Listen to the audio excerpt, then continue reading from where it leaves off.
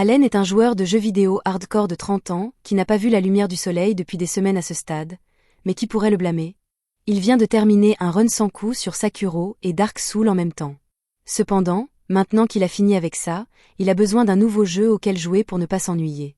GTA 6 n'est toujours pas sorti, alors il commence à chercher en ligne un autre jeu auquel jouer en attendant, et c'est alors qu'il tombe sur un jeu qui n'a jamais de fin. Normalement, on s'inquiéterait du fait qu'un jeu s'est chargé sur son ordinateur sans permission, mais il est trop captivé pour reculer maintenant, alors il commence à parcourir la roue des paramètres pour régler la difficulté. Il veut que son expérience de jeu soit aussi traumatisante que possible, alors il pousse la difficulté jusqu'au mode enfer et choisit la classe d'invocateur non testée juste pour la rendre encore plus imprévisible. Il accepte ensuite toutes les conditions générales sans sourciller, mais il s'avère qu'il y avait une clause concernant le transport d'Allen dans un autre monde, donc la prochaine chose qu'il sait, c'est qu'il est un nouveau-né à la campagne. Une année passe ainsi, et être un bébé n'est pas aussi mauvais qu'Allen ne le pensait. Il n'a pas à travailler ni à payer de factures, et il a de bons parents aimants qui s'occupent de lui. Son père s'appelle Roden, et sa mère s'appelle Theresia, et ils semblent être un couple adorable, mais étant donné qu'Allen a réglé le jeu en mode enfer, ils vont probablement subir le traitement de la famille Wayne tôt ou tard. Après qu'Allen a été couché pour la nuit, il lève les bras et sait toutes les phrases clés qu'il connaît dans une tentative d'ouvrir un écran de statut, car même s'il est censé être un invocateur, il n'a aucune idée de comment fonctionne l'invocation. Il décide d'essayer une dernière fois avant de s'endormir, et cette fois, quelque chose apparaît vraiment, mais cela effraie tellement Allen qu'il crie, et ses parents accourent pour vérifier ce qui se passe dès qu'ils l'entendent, alors il est obligé de cacher le livre pour l'instant. Après s'être assuré qu'Allen va bien, ses parents quittent sa chambre, et dès qu'ils sont partis, il ressort son livre. Il est tellement soulagé de pouvoir enfin voir ses stats après une année entière d'essais, et elles sont à peu près ce que l'on attendrait d'un invocateur d'un an. Ses compétences d'invocation sont toutes de bas niveau, mais le livre dit qu'elles monteront de niveau plus il les utilise, alors Allen décide d'essayer tout de suite. D'après ce qu'il peut comprendre, il n'est autorisé à invoquer que des insectes et des bêtes de rang H à son niveau actuel, mais cela semble ridiculement faible, alors il ne s'attend pas à grand-chose. Juste à ce moment, le livre se tourne vers la section des messages, et Allen découvre qu'il a reçu une lettre du dieu de la création de ce monde. Le dieu s'excuse essentiellement pour le retard dans la création du livre de statut d'Allen, mais comme la classe d'invocateur était encore en développement, il lui a fallu une année entière pour trier toute la paperasse nécessaire. Allen ne se soucie pas vraiment des excuses, mais si l'équipe de développement divine a dû se dépêcher pour finir la classe d'invocateur, alors il doit y avoir des bugs qu'il peut exploiter, alors il est impatient de les tester. Il veut d'abord invoquer un insecte, mais il se rend vite compte qu'il ne sait pas vraiment comment activer sa capacité d'invocation. Normalement, il consulterait le subreddit ou regarderait un tutoriel pour ce genre de problème, mais il n'a pas d'internet ici, alors il va devoir comprendre par lui-même. Il réfléchit pendant quelques minutes et finit par réaliser qu'il doit d'abord créer une carte de compétences d'insectes, alors il essaie, et cela fonctionne parfaitement. Maintenant, il peut enfin invoquer son insecte, mais avant qu'il ne puisse le faire, sa mère vient vérifier à nouveau, alors Allen est forcé de faire semblant de dormir. Le lendemain matin, une fois que ses parents sont occupés par leurs tâches quotidiennes, Allen ouvre son grimoire et invoque enfin la sauterelle. La pièce se remplit de tonnes de lumière vive, et au début Allen est fasciné par sa beauté, mais ensuite une sauterelle géante lui vole au visage, et il panique. Il finit par réaliser que c'est la sauterelle qu'il a invoquée, alors il essaie de lui donner des instructions, mais il s'avère que même si c'est une invocation, elle n'a que l'intelligence d'une sauterelle, alors elle ne comprend pas un mot de ce qu'il dit. Du bon côté, Allen découvre qu'invoquer la sauterelle a augmenté ses stats d'agilité et d'endurance, et il en est vraiment heureux, mais toutes ces célébrations attirent l'attention de sa mère, et une fois qu'elle trouve la sauterelle géante par terre, elle l'écrase immédiatement. Au cours des jours suivants, Allen bricole avec la capacité d'invocation d'insectes, mais il en a marre maintenant, alors il décide d'essayer ensuite l'invocation de bêtes. Il invoque une souris, et une fois de plus, le livre l'envoie voler droit sur son visage, mais Allen s'y attendait cette fois, alors il n'est pas aussi surpris. La souris vient avec ses propres buffs, mais elle est encore assez stupide, alors Allen ne peut pas vraiment lui parler. Cela dit, l'une de ses capacités s'appelle Scurry, et chaque fois qu'Allen dit à la souris de l'utiliser, elle le fait sans faute. Cela dit, la capacité de cette souris est carrément inutile, alors Allen pense qu'il devra monter le niveau de ses capacités pour invoquer des créatures plus puissantes. Son grimoire dit qu'il peut stocker jusqu'à 10 cartes d'invocation à la fois, et heureusement, les buffs de chaque invocation s'additionnent également, donc s'il cumule 10 cartes d'invocation de souris, son attaque et ses PV augmentent de 10. Cela le rend déjà plus fort que n'importe quel bébé ordinaire, mais il va devoir monter le niveau de ses compétences s'il veut devenir vraiment surpuissant. Normalement, cela ne serait pas difficile à faire, mais rappelez-vous qu'Allen a sélectionné le mode enfer parce qu'il pensait que la difficulté serait amusante? Eh bien, monter de niveau nécessite maintenant 100 fois l'expérience normale, alors il va être coincé à Farmer pendant longtemps. Juste à ce moment, Roden revient d'une longue journée de chasse, et il est complètement couvert de sang, mais c'est bon parce que ce n'est pas son sang. Il explique qu'il vient de chasser un grand sanglier avec les autres hommes du village, et Allen semble vraiment intéressé, alors Roden lui demande s'il aimerait venir le voir. Allen accepte avec excitation, alors Roden le hisse sur ses épaules et commence à l'emmener vers le site de la mise à mort.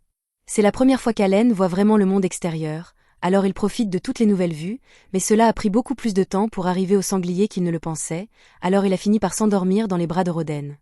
Une fois arrivé sur le site, Roden réveille Allen pour lui montrer le sanglier, et Allen est stupéfait parce que cette chose est absolument massive. Et je ne suis même pas sûr de comment Roden a réussi à la battre en premier lieu. Quelques instants plus tard, les villageois à proximité remarquent que Roden est revenu, alors ils commencent tous à l'acclamer parce qu'il est le MVP du jour. Allen demande si un grand sanglier est vraiment si fort, alors Gerta explique que c'est un monstre de rancée et qu'il faut généralement au moins 20 hommes pour en abattre un, alors ils sont plutôt coriaces. Cette info est vraiment utile pour Allen car elle lui donne une référence solide sur l'écart de force entre les rangs, mais avant même qu'il puisse penser à invoquer un monstre de haut rang, Allen va devoir commencer à farmer de l'XP pour monter de niveau.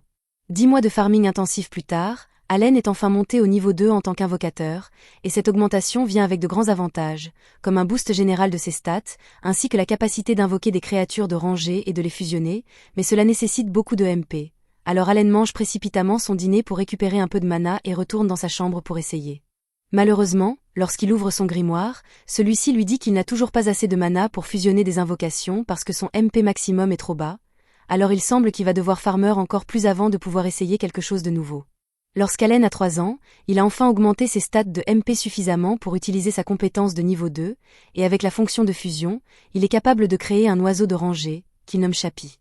La compétence principale de Chappie est l'imitation vocale, et il peut essentiellement copier n'importe quelle voix parfaitement, ce qui le rend parfait pour distraire les ennemis.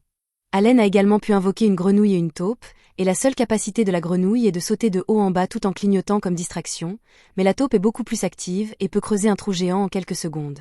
Les compétences des monstres de rangée sont beaucoup plus utiles que celles des rangs H. Alors Allen commence enfin à apprécier l'expérience de jeu dans ce monde, mais il va encore falloir longtemps avant qu'il ne soit assez fort pour vraiment combattre quoi que ce soit.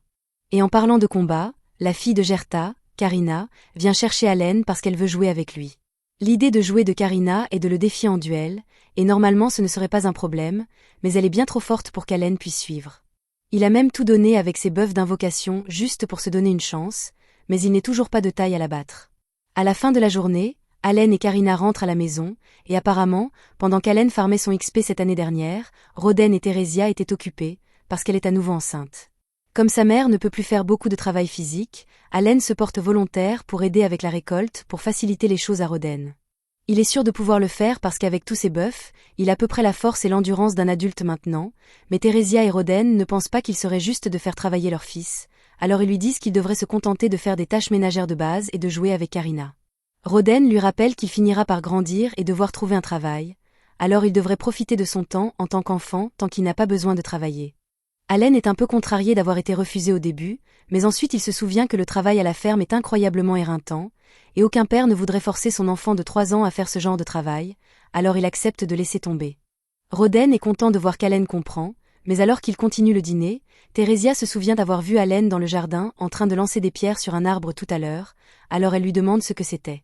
Allen dit qu'il s'entraînait juste pour l'autodéfense au cas où un monstre attaquerait leur maison, mais en réalité, il essayait de voir s'il pouvait apprendre des compétences autres que l'invocation en répétant une action encore et encore, mais il n'a pas eu beaucoup de chance avec ça. Roden est impressionné par l'éthique de travail d'Allen et dit qu'il a hâte à sa cérémonie d'appréciation. Allen n'a jamais entendu parler de la cérémonie d'appréciation auparavant, alors il demande à Roden ce que c'est, et il est informé que lorsqu'on a 5 ans, on est apprécié pour découvrir quel talent on peut avoir, et si Allen a la chance de recevoir un talent puissant, il pourrait devenir très riche et prospère à l'avenir. L'hiver arrive, et Allen décide d'invoquer une sauterelle dans la neige pour voir combien de temps elle peut survivre, et elle tient toute une journée ici, alors il est assez satisfait. Cependant, cette satisfaction disparaît rapidement lorsque Karina sort et commence à lui demander de nouveau de se battre contre elle. Sans surprise, Allen se fait battre à plate couture, mais pendant qu'il était occupé par son duel contre Karina, il a complètement oublié la sauterelle qu'il avait invoquée, et elle finit par grimper sur la jambe de Theresia, l'effrayant tellement qu'elle finit par tomber, et tomber enceinte est grave. Roden accourt pour vérifier son état, et elle dit qu'elle va bien, mais clairement elle ne l'est pas, parce que cette chute l'a mise en travail, alors le bébé arrive aujourd'hui, qu'il le veuille ou non. Roden dit à Karina d'aller appeler sa mère à l'aide, et une fois qu'elle arrive, elle aide Theresia pendant l'accouchement. Alors au matin, la famille a un tout nouveau bébé garçon. Tout le monde est ravi, mais Talen ne sait pas ce qu'il devrait ressentir à ce sujet. Il n'est toujours pas sûr de pourquoi un jeu l'a réincarné dans ce monde, mais même si c'était inattendu, il n'avait pas grand-chose de prévu au Japon, alors il n'est pas contrarié par la façon dont les choses ont tourné. C'est pourquoi il a décidé de se concentrer uniquement sur la montée de niveau et la protection de sa nouvelle famille, parce qu'elle est ce qui compte le plus pour lui. Au printemps, puisque la cérémonie d'évaluation d'Allen approche, il demande à son père quelques détails sur son déroulement. Son père lui dit que tous les enfants doivent la subir une fois qu'ils atteignent l'âge de 5 ans, et que s'il arrive qu'il ait une compétence extraordinaire, il a une chance raisonnable d'accéder aux grandes ligues, mais malheureusement, la concurrence est féroce cette année car beaucoup d'autres enfants atteignent aussi 5 ans, et cela inclut Krena. Ils se dirigent tous vers la ville des roturiers pour subir l'évaluation, mais en approchant de l'église, Allen remarque que beaucoup d'autres roturiers ont l'air très bien apprêtés. Comparé à eux, ils portent quasiment des haillons, et maintenant qu'il y pense, il porte des haillons depuis le jour de sa naissance, donc les finances de sa famille doivent être bien en dessous de la moyenne pour ce monde, mais cela ne le dérange pas vraiment. Ils se rassemblent tous devant l'église, et alors que les prêtres sortent, ils entendent beaucoup de gens se moquer des tkassos dans la foule, alors ils disent à tout le monde qu'il ferait mieux de faire attention à ce qu'ils disent. Les bénédictions sont distribuées également à tous, donc même le fermier le plus pauvre pourrait hériter d'une compétence puissante. Les prêtres disent à tout le monde d'entrer pour l'évaluation, et alors qu'ils marchent vers un autel, Allen remarque 3 statues et suppose que ce doivent être les dieux vénérés dans ce monde. L'un d'eux est Elméa, le dieu de la création, et maintenant qu'Allen y pense, Elméa était celui qui lui a envoyé cette lettre d'excuse pour le retard de développement de sa classe. Le premier à être évalué est Paloma, le fils du chef du village, et on lui dit de poser sa main sur la boule de cristal là-bas pour afficher ses stats. Paloma fait comme indiqué, et sur le mur de pierre est révélé qu'il possède la classe marchand, une nouvelle que son père est très heureux d'entendre. Allen s'attendait un peu à plus de choses, mais c'est fondamentalement la même chose que ce que fait son grimoire, la seule différence étant le fait qu'il utilise des classements par lettres au lieu de chiffres. Alors que l'évaluation continue, certains enfants reçoivent des talents forts tandis que d'autres n'en reçoivent aucun du tout, et quelques heures plus tard, les seuls restants sont Krena et Allen. Krena est la suivante. Alors elle court vers la boule avec excitation et pose sa main dessus, mais elle se met soudain à briller d'une lumière intense et aveuglante. Son père craint que quelque chose n'ait mal tourné avec l'évaluation, mais il s'avère que les prêtres n'arrivent tout simplement pas à croire ce qu'ils voient. Selon l'évaluation, Krena vient de recevoir la classe de seigneur de l'épée, l'une des plus fortes qui existent, et son père est incroyablement heureux de cette nouvelle, mais elle ne comprend pas vraiment ce qu'il y a de si spécial là-dedans. Allen n'est pas trop surpris par la nouvelle, car elle lui bat les fesses depuis des années à ce stade, mais c'est ensuite au tour de l'évaluation d'Allen, alors on lui dit d'approcher de l'autel. Alors qu'il touche la boule, rien ne se passe pendant quelques secondes, mais soudain, il y a un grand flash de lumière et Allen est projeté en arrière. Rodin se précipite pour vérifier son état, et après s'être assuré qu'Allen va bien, il s'approche du prêtre et lui demande quel est le talent d'Allen puisqu'il ne sait pas lire. Il s'attend à quelque chose de vraiment bien puisque le cristal a réagi fortement, mais à son choc, le prêtre l'informe qu'Allen est totalement dépourvu de talent. Allen ne peut pas croire ce qu'il entend car il sait pertinemment qu'il a un talent, mais quand il vérifie le tableau, il se rend compte que toutes ses stats sont de rang E sans exception, et il reproche à Elméa d'avoir fait un travail merdique en programmant la classe d'invocateur. Juste à ce moment, Rodin serre Allen dans ses bras parts. Derrière pour le réconforter, car il ne veut pas qu'Allen se sente mal d'être sans talent. Ils rentrent chez eux ensemble, et tout le monde le traite normalement, malgré la révélation qu'il est sans classe, et Allen apprécie à quel point sa famille tient à lui, mais il sait qu'il n'est pas vraiment sans talent. Il peut toujours utiliser son grimoire normalement, alors il suppose que ses stats de rang, eux, doivent être dus au fait qu'il joue en mode enfer. Tous les autres enfants avaient le même âge que lui et étaient relativement égaux en force, donc leur rang doit refléter leur croissance future à mesure qu'ils monteront de niveau, donc puisqu'Allen nécessite 100 fois l'expérience normale pour monter de niveau, ses stats sont toutes bloquées au rang E, même si ses attributs réels sont assez forts. La plupart des gens seraient frustrés par ce genre de revers, mais Allen n'est pas un joueur occasionnel sale qui aime jouer au jeu pour s'amuser réellement. Il vit pour le grain écrasant, mais il ne peut s'empêcher de s'inquiéter qu'il ait quelque chose qui cloche avec sa classe d'invocateur car au bas de son évaluation, il a vu apparaître un code d'erreur déroutant, donc il va envoyer beaucoup de réclamations aux développeurs à ce sujet. Le lendemain matin, Allen sort avec sa famille pour rendre visite à la famille de Krena, mais il remarque que son père a agi un peu bizarrement ces derniers temps. Chez Krena, ils s'apprêtent tous à célébrer l'évaluation de Krena en tant que seigneur de l'épée, mais Rodin a toujours l'air renfrogné, et Gerda dit qu'il refuse de célébrer avec lui tant qu'il ne sera pas redevenu normal. Au début, Allen se demande si Rodin est jaloux de Krena et de sa famille, mais il sait que son père n'est pas aussi mesquin, donc il doit y avoir autre chose ici. Tous deux continuent de se disputer un instant, jusqu'à ce que Gerda révèle que Rodin a mentionné rompre les liens entre leurs familles avant de s'asseoir ensemble. Rodin défend sa décision en rappelant à Gerda que Crenna est maintenant un seigneur de l'épée et que cela signifie qu'elle a pratiquement un billet garanti pour quitter ce petit servage. Elle pourrait même devenir noble si elle a de la chance, et si cela arrive, alors être proche d'une famille pauvre comme celle de Rodin ne ferait que la freiner. Gerda crie qu'il se fiche de tout ça, mais Rodin insiste en disant qu'il fait ça pour le bien de Gerda, et les deux reprennent leur dispute, mais finalement leur femme les sépare et les calme. Allen est un peu surpris de voir à quel point tout le monde était calme face à toute cette histoire. Alors il demande à la femme de Gerda s'il est normal qu'ils se disputent ainsi.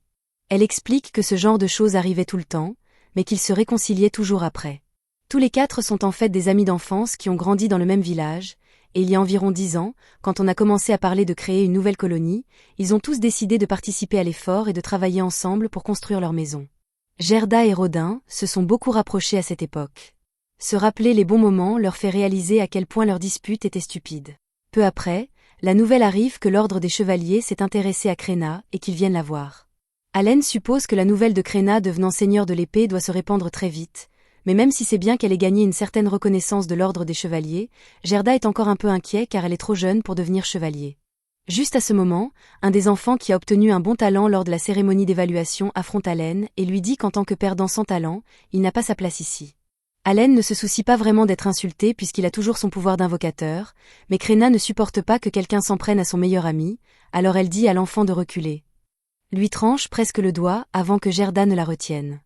Juste à ce moment, le chef annonce que l'ordre des chevaliers est enfin arrivé, et tout le monde est ravi car ils ont rarement l'occasion de voir les chevaliers en personne. Le chef appelle Gerda et Crenna pour qu'ils viennent se présenter au capitaine des chevaliers. Crenna est incroyablement excitée car elle a toujours voulu devenir chevalier, alors rencontrer le capitaine des chevaliers doit être un rêve devenu réalité pour elle.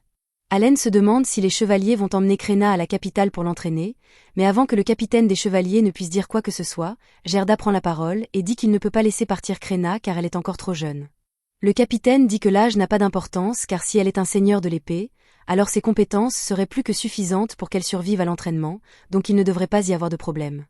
À moins, bien sûr, qu'il n'ait menti sur le fait que Crenna soit un saint de l'épée juste pour tromper l'ordre des chevaliers. Gerda assure au capitaine qu'il ne ment pas, mais il est déjà trop tard car le capitaine a décidé de mettre Crenna à l'épreuve. Il ordonne à son vice-capitaine de se préparer à avoir un duel avec cet enfant de 5 ans, et sans hésiter, le vice-capitaine accepte. Gerda essaie de faire reconsidérer sa décision au capitaine des chevaliers car il ne veut pas mettre la vie de Crenna en danger, mais on lui dit que si elle ne se bat pas, cela servira de preuve qu'elle a menti sur sa classe, et elle ainsi que toute sa famille seront exécutés. Les chevaliers sortent alors une épée pour qu'elle l'utilise, et la plupart des enfants seraient terrifiés à ce stade, mais Crenna a tellement soif de combat qu'à la seconde où elle réalise qu'elle va pouvoir utiliser une vraie épée, elle dit qu'elle est prête à accepter le duel. Tout le monde se met en position pour le duel, et Lebran affronte Crenna.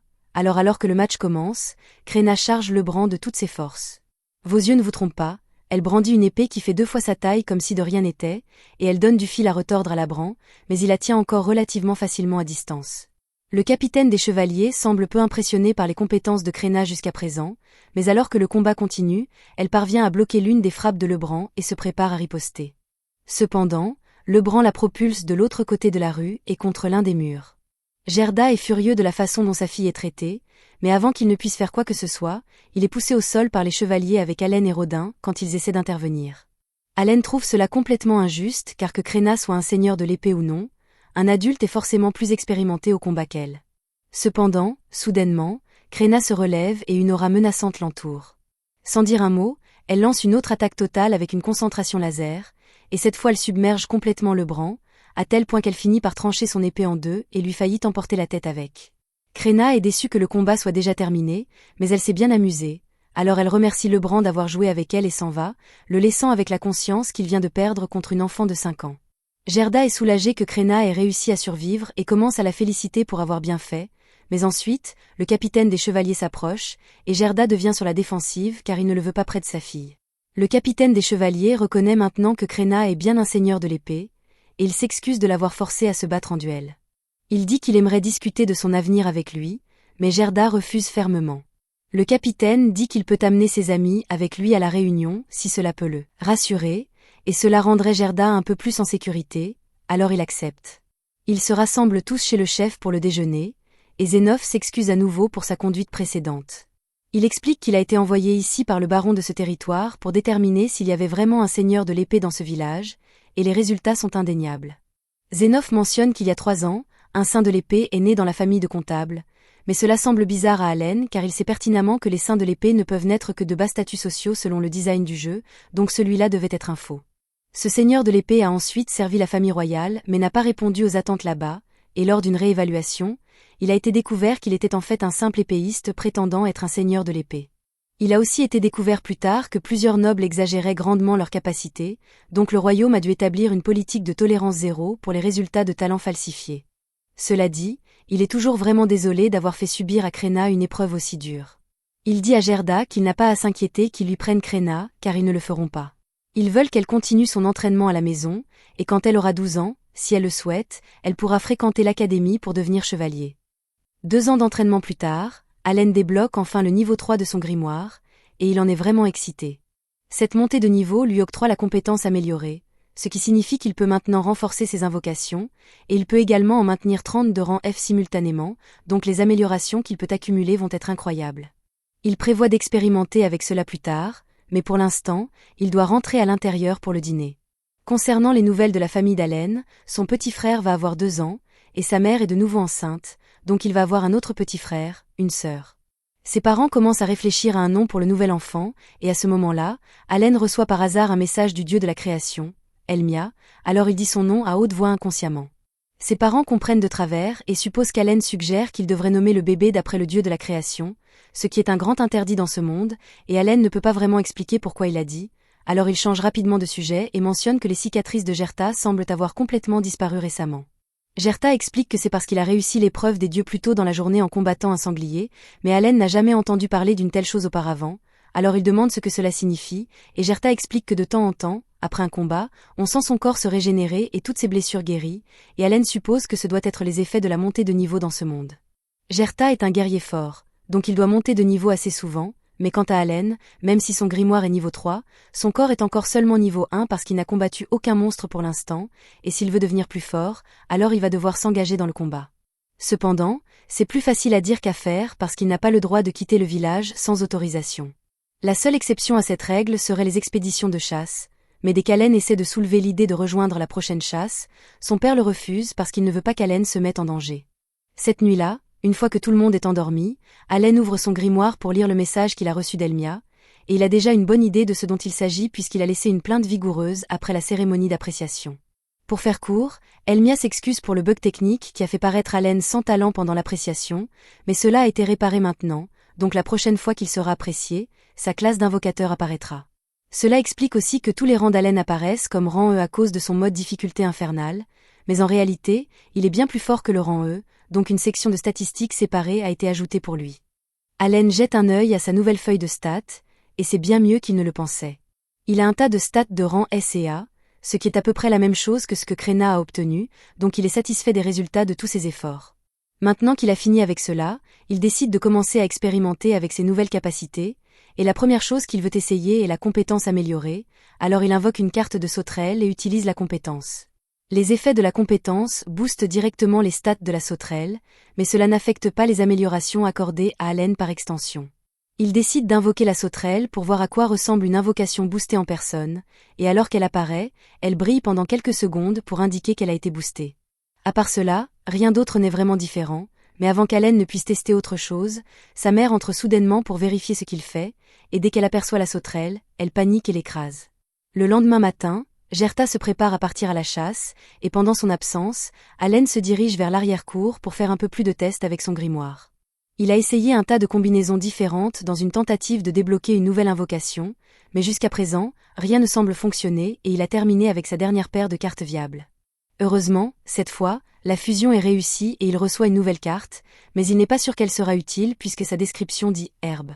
Du bon côté, il semble que l'invocation d'herbe lui accorde une amélioration de PM, donc il peut l'utiliser pour augmenter le nombre d'invocations qu'il peut effectuer dans la journée.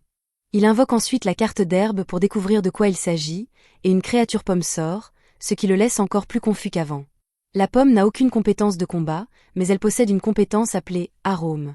Alors Allen lui demande de démontrer, et elle s'enfonce soudainement dans le sol avant de faire pousser une tige.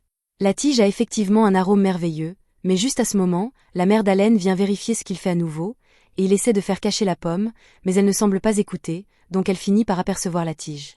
Heureusement, elle pense que c'est juste une tige ordinaire, donc elle ne suspecte rien, mais Allen va quand même devoir faire un tas de tests sur cette chose pour comprendre comment elle fonctionne. Plus tard dans la journée, Allen s'entraîne avec Krena comme d'habitude, et même avec les améliorations supplémentaires de sa montée de niveau, il n'est toujours pas de taille face à sa force, mais Krena remarque qu'Allen est devenu beaucoup plus résistant.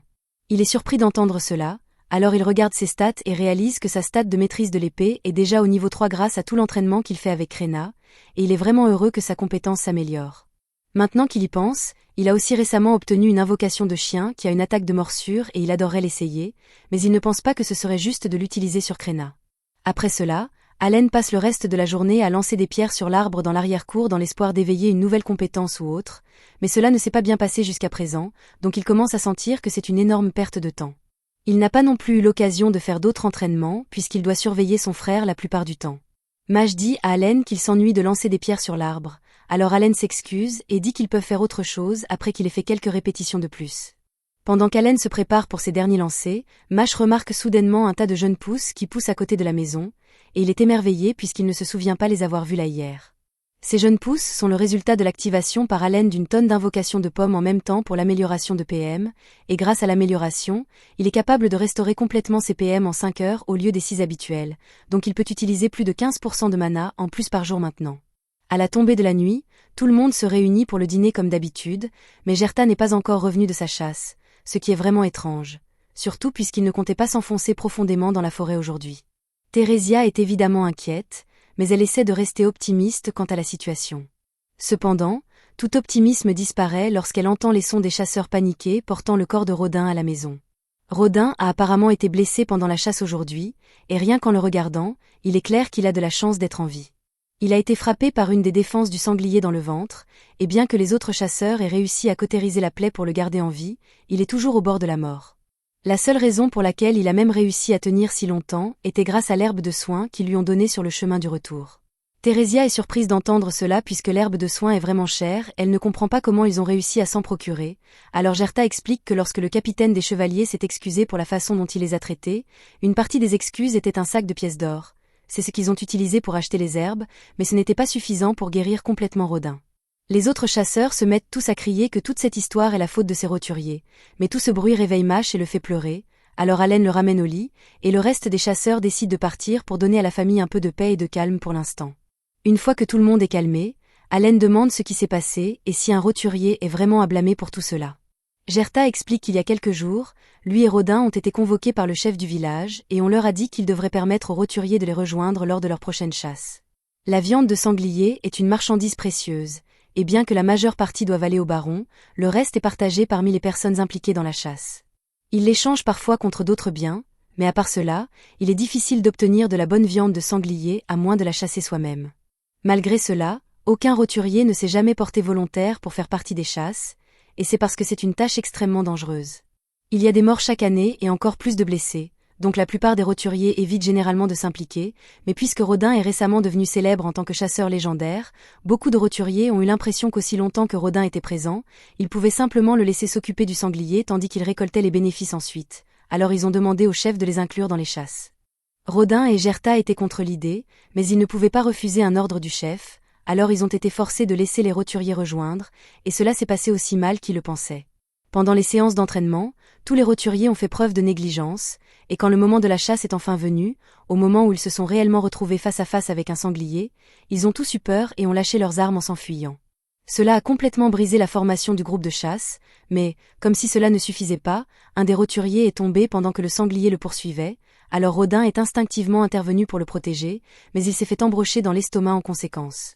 Les autres ont finalement réussi à tuer le sanglier, alors Gerta dit qu'il apportera la part de viande destinée à Rodin d'ici demain, mais il n'y a pas grand-chose d'autre qu'il puisse faire pour aider, et Allen se sent comme un raté total parce que jusqu'à présent, il s'était concentré uniquement sur sa propre montée de niveau au lieu d'aider réellement sa famille. Dès le lendemain matin, Rodin reprend connaissance et tout le monde est heureux qu'il soit en vie, mais Allen est encore profondément pensif. Il avait traité ce monde comme un jeu tout ce temps, mais pour les gens qui vivent ici, ce n'est pas un jeu, c'est leur réalité, et ils doivent lutter pour survivre, donc le moins qu'ils puissent faire est d'utiliser son pouvoir pour les aider. Un peu plus tard, Gerta revient avec la part de viande de Rodin comme promis, et il est soulagé de voir que Rodin est réveillé, mais il est encore en très mauvais état, donc il ne pourra probablement plus chasser pour préparer l'hiver. Gerta propose de partager ses réserves avec Rodin et sa famille pour aider, et Rodin l'apprécie, mais soudainement, Allen prend la parole et dit à tout le monde qu'il veut prendre la relève de Rodin. Ils peuvent tous voir qu'il est sérieux à ce sujet, donc il n'y a pas d'objection, et plus tard ce matin-là, il se met au travail en allant chercher de l'eau au puits. Les autres hommes là-bas le mettent en garde de ne pas en faire trop, puisqu'autant d'eau serait difficile pour un enfant, mais Allen est facilement capable de la ramener à la maison. Jusqu'à présent, il avait caché les effets de ses améliorations de stats, mais avec tout le monde déjà concentrant leur attention sur Krena puisqu'elle est une future héroïne, cela devrait aller pour lui de se démarquer un peu. Après avoir fini de chercher de l'eau, il se rend dans les champs avec Gerta pour récolter les pommes de terre. Gerta démontre la meilleure méthode pour sortir les pommes de terre du sol, et il suppose qu'Allen va avoir du mal avec cela, mais à sa surprise, Allen est capable de le faire d'une seule main. Il récolte 3 paniers de pommes de terre en un rien de temps, mais après tout ce travail, il réalise que plus de la moitié de celles-ci doivent être données au baron, et c'est vraiment injuste. Il essaie de trouver comment obtenir plus de nourriture pour sa famille, mais soudainement, le chef se présente et il est là pour s'excuser auprès de Rodin. C'était en partie de sa faute si Rodin a fini dans cet état, alors il voulait réparer les choses, et il a aussi amené le gars qui a causé l'accident pour s'excuser également. Le gars n'a pas l'air d'être une mauvaise personne. Il était juste trop effrayé pour réfléchir clairement à ce moment-là, et il accepte l'entière responsabilité de la situation. Rodin n'est pas vraiment en colère contre lui, mais il dit au gars d'être plus prudent la prochaine fois, et il promet de ne pas faire la même erreur 2 fois. Plus tard, Allen se rend dans les champs et défriche une large zone parce qu'il a eu une idée. Il invoque un tas de grenouilles et leur fait utiliser leurs compétences de provocation pour attirer des proies potentielles. Cependant, au lieu des quelques canards qui l'attendaient, il finit par attirer un oiseau monstre. Au début, il pense qu'il est préférable de s'enfuir pendant qu'il le peut encore, mais ensuite il réalise que cela aiderait vraiment sa famille s'il vint l'oiseau.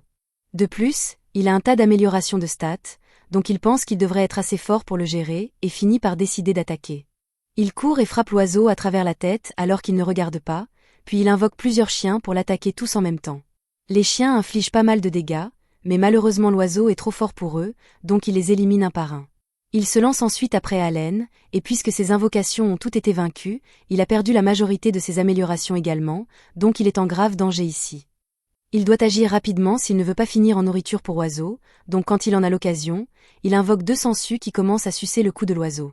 Allen ne les avait jamais vraiment testées auparavant, mais heureusement, comme prévu, elles semblent avoir une capacité de drain d'énergie, donc elles peuvent affaiblir suffisamment l'oiseau pour qu'il ait une chance. Une fois libéré, Allen invoque encore plus de sangsues et de loups, et grâce à leurs efforts combinés, il est enfin capable de porter le coup final et de vaincre le monstre. Allen a du mal à y croire puisque c'est sa première victime, mais son grimoire confirme que l'oiseau est bien mort, et il a même reçu 100 XP en récompense. Plus tard dans la journée, Allen rentre chez lui avec l'oiseau, et toute sa famille est sans voix parce qu'ils n'arrivent pas à croire qu'il ait réussi à tuer une chose pareille. Allen leur dit qu'il a simplement pris par surprise alors qu'il était distrait, ce qui est globalement vrai, mais il a omis la partie concernant ses invocations. Gerta commence à inspecter le cadavre de l'oiseau parce qu'il se demande comment Allen a réussi à le battre avec juste une épée en bois et quelques pierres, mais alors il remarque des marques de morsure sur l'oiseau et interroge Allen à leur sujet. Allen invente une excuse et dit qu'il se battait à l'instinct, donc il a dû faire ce qui était nécessaire, et Gerta commence à imaginer Allen mordant l'oiseau pour sauver sa vie. Mais quelle que soit la manière dont il s'y est pris, c'est quand même un exploit impressionnant, donc il le félicite pour ce bon travail. Il propose même d'aider Allen à saigner et à sécher la viande puisque c'est sa première fois, donc ils se dirigent ensemble vers l'étendoir. L'albaéron pèse environ 60 kg, mais une fois vidé de son sang, il tombe à environ 20 kg, et seulement environ la moitié de la viande de l'oiseau est réellement comestible. Cela dit, les ailes rapportent une jolie somme, et il y a bien une pierre magique, mais en fin de compte, ils doivent quand même enseigner la plus grande partie au supérieur. Allen pense que toute cette histoire de taxe de 60% sur toute la nourriture est vraiment injuste, et Gerta est d'accord avec lui, mais ils ne peuvent rien y faire. Du moins, c'est normalement le cas, mais puisque la situation d'Allen est un peu unique, il pourrait peut-être faire culpabiliser, je veux dire, négocier, le chef pour qu'il leur permette de garder plus que d'habitude. Un peu plus tard, Allen et Gerta se rendent au bureau du chef pour lui parler de l'oiseau qu'Allen a attrapé, et le chef est très content. Mais alors Gerta suggère qu'Allen ne devrait donner que les ailes comme taxe et garder le reste pour lui. Cela prend le chef au dépourvu, et il essaie d'expliquer qu'ils ne peuvent pas faire ça parce que le baron a demandé plus de nourriture que d'habitude cette année. Mais alors Gerta rappelle au chef que la seule raison pour laquelle Allen a été forcé de sortir chasser était à cause de sa demande déraisonnable qui a conduit à la blessure de Rodin. À ce rythme, La famille d'Allen pourrait vraiment mourir de faim puisqu'ils ont à peine assez à manger, et pour vraiment vendre l'histoire, Allen fait comme s'il allait s'évanouir de faim sur place. Le chef se sent vraiment coupable, mais il hésite encore à réduire les taxes d'Allen, donc pour adoucir un peu l'accord, Gerta propose de jeter dans la balance la pierre magique de l'oiseau. Le chef finit par accepter le marché, et Allen et Gerta sont très heureux de l'entendre, mais ils n'ont pas encore terminé parce qu'Allen demande si cela signifie qu'il peut garder toute la viande à part les ailes pour tous les futurs oiseaux qu'il attrapera. Le chef hésite à nouveau à accepter, mais Gerta lui rappelle qu'il est assez rare qu'un enfant attrape un albaïron tout seul, donc quelles sont les chances que cela se reproduise? Le chef finit par accepter de laisser Allen garder la majeure partie de la viande de toutes ses futures prises en partant du principe qu'il ne pourra pas attraper un autre oiseau de sitôt, mais il avait tort. Plus tard, Allen retourne dans les champs, et cette fois il parvient à tirer 2 albaïrons à la fois. Maintenant, il a parfaitement maîtrisé la stratégie, donc il envoie d'abord les sangsues pour affaiblir les oiseaux, et après cela, il lance quelques pierres sur leur tête pour les désorienter. Ensuite, il ordonne à ses loups d'attaquer avec toute leur force, et après qu'ils ont entamé la santé de l'oiseau, il leur frappe la tête avec son épée pour les achever. Allen part à la chasse tous les 3 jours depuis un moment maintenant, mais c'est la première fois qu'il réussit sans perdre une seule de ses invocations, donc il est vraiment content de lui. Et pour couronner le tout, il a enfin gagné assez d'XP pour passer au niveau 2. Il ouvre avec excitation son écran de statut pour voir à quel point ses stats ont augmenté, et il semble qu'il ait obtenu une augmentation de 60% de ses stats, ce qui est un peu moins que ce qu'il attendait, mais c'est quand même une énorme augmentation, donc il est heureux malgré tout. Il lui a fallu 6 ans pour monter d'un niveau, mais maintenant que c'est enfin arrivé, il pense qu'il est temps qu'il informe sa famille de la vérité sur lui. Un peu plus tard, il rentre chez lui avec les 2 oiseaux, et son père est étonné qu'il ait réussi à en attraper 2 à la fois, mais il remarque aussi qu'il y a quelque chose de différent chez Allen aujourd'hui. Cependant, Allen a encore beaucoup d'autres choses à faire, y compris sa séance d'entraînement avec Rena, donc il part avant que Rodin n'ait la chance de dire grand-chose. Après la prise d'aujourd'hui, Allen a officiellement capturé 10 oiseaux au total, donc sa famille devrait pouvoir utiliser cela pour passer l'hiver. Il aimerait continuer à chasser des oiseaux pour voir s'il peut atteindre le niveau 3, mais il doute de pouvoir en trouver autant à temps. Grâce à l'augmentation de ses stats, Allen peut maintenant suivre Krena beaucoup plus facilement, mais il a été distrait par ses pensées pendant un moment, et c'était suffisant pour qu'elle se faufile par derrière et lui tape sur la tête. Plus tard dans la nuit, Allen convoque une réunion avec sa famille, et une fois qu'ils sont tous présents, il les informe qu'il n'est en fait pas sans talent. Il ne peut pas révéler les détails exacts, mais il explique essentiellement que quand il était bébé, il a reçu un oracle du dieu Elmia, et cela signifie qu'il est plus intelligent et plus fort que la moyenne, mais qu'il va aussi devoir travailler 100 fois plus que la normale pour devenir plus fort. Ses parents le croient, mais ils sont dévastés parce que cela ressemble beaucoup à une malédiction sur Allen, et ils n'ont pas tort, mais c'était en fait auto-infligé quand il a choisi de jouer en mode enfer. Allen leur dit aussi que la seule raison pour laquelle il a été évalué comme sans talent était que son talent était trop nouveau pour être reconnu. Ses parents sont étonnés d'entendre cela, et demandent si cela signifie qu'Allen a vraiment un talent, mais il leur dit qu'il ne sait pas encore ce que c'est. Il a d'abord pensé à révéler le fait qu'il est un invocateur, mais il a finalement décidé de ne pas le faire parce qu'il ne sait pas comment les gens réagiront une fois qu'ils découvriront qu'il peut invoquer et contrôler des créatures vivantes. Même s'ils ne savent pas quel est le talent d'Allen, ils sont soulagés d'apprendre qu'il a du talent parce que maintenant cela explique pourquoi il a passé autant de temps à lancer des pierres sur des arbres et à chasser des monstres, mais ils auraient aimé qu'il leur en parle plus tôt. Rodin demande à Allen ce qu'il prévoit de faire à partir de maintenant, et Allen dit qu'il va continuer à faire de son mieux pour devenir plus fort, donc son père lui rappelle qu'il devrait se sentir libre de demander de l'aide s'il en a besoin. Mais en attendant, il ne devrait probablement en parler à personne d'autre parce que ce serait vraiment grave s'il était pris pour un faux prophète, même s'il est probablement acceptable d'en parler à Gerta puisqu'il n'est pas un rapporteur, et Rodin a vraiment envie de se vanter auprès de lui à quel point Allen est incroyable. Le lendemain, la première neige d'hiver tombe, donc il est temps pour Allen de commencer à troquer avec la viande d'oiseau qu'il a stockée, et Gerta l'accompagne pour lui montrer les ficelles du métier. Gerta prévoit d'échanger une partie de la viande de sanglier qu'il a stockée avant l'hiver. Heureusement, il n'y a pas eu d'autres accidents depuis. Tant qu'il n'y a pas de roturier pour tout gâcher, les chasses se déroulent généralement assez bien, mais entendre cela fait réfléchir Allen, et il se demande quelle est la différence entre des cerfs comme lui et Gerta et les roturiers. Gerta explique que les roturiers ont un statut social plus élevé que les cerfs, et les taxes qu'ils paient sont aussi un peu différentes. Alors que les cerfs doivent payer 60% de toute la nourriture qu'ils produisent comme taxe, les roturiers ne doivent payer qu'une taxe par tête, ce qui signifie qu'ils paient une pièce d'or par personne chaque année. Allen demande s'il est possible pour un cerf de devenir un roturier, et Gerta explique que c'est en effet possible, mais qu'il faudrait payer un tribut de 10 pièces d'or pour le faire. Allen fait un calcul rapide, et puisque sa mère attend un autre bébé, il aurait besoin de payer 50 pièces d'or pour qu'ils deviennent tous des roturiers, ce qui est beaucoup d'argent, mais il va y arriver tôt ou tard. Allen passe le reste de la journée à suivre Gerta pour apprendre combien vaut sa viande d'oiseau dans le système de troc, et au deuxième jour, il en a une compréhension suffisamment décente pour faire le voyage par lui-même. Un sac de sel lui coûte environ 5 morceaux de jerky, et ce même sac de sel vaudrait 5 pièces d'argent, donc un morceau de viande vaut une pièce d'argent. Avec le système de monnaie, une pièce d'or vaut environ 100 pièces d'argent, donc si Allen veut économiser 50 pièces d'or pour sa famille, alors il va devoir chasser l'équivalent de 500 morceaux de viande d'Albaïron. Cela semble beaucoup, mais Allen est sûr de pouvoir le faire en quelques années. Pour son prochain arrêt, Allen se rend à la boutique de potions locale et demande s'ils ont des potions de récupération de MP. Le vendeur dit à Allen qu'il ne vend rien d'aussi fantaisiste, donc Allen demande s'il a plutôt des herbes de soin en stock. Entendre Allen mentionner l'herbe de soin touche une corde sensible chez le vendeur parce qu'il a fait une mauvaise affaire la dernière fois qu'il en a vendu une. Il se souvient qu'un type nommé Gerta est venu ici supplier d'acheter de l'herbe de soin pour sauver son copain. Cela coûte généralement 5 pièces d'or, mais Gerta n'en avait que 3 à l'époque, donc il a supplié le vendeur de lui faire une réduction et a promis de rembourser plus tard. Gerta semblait tellement désespéré que le vendeur a décidé de l'aider, et à son crédit, il est bien revenu payer le solde plus tard, mais le vendeur était vraiment inquiet à l'époque d'avoir été arnaqué.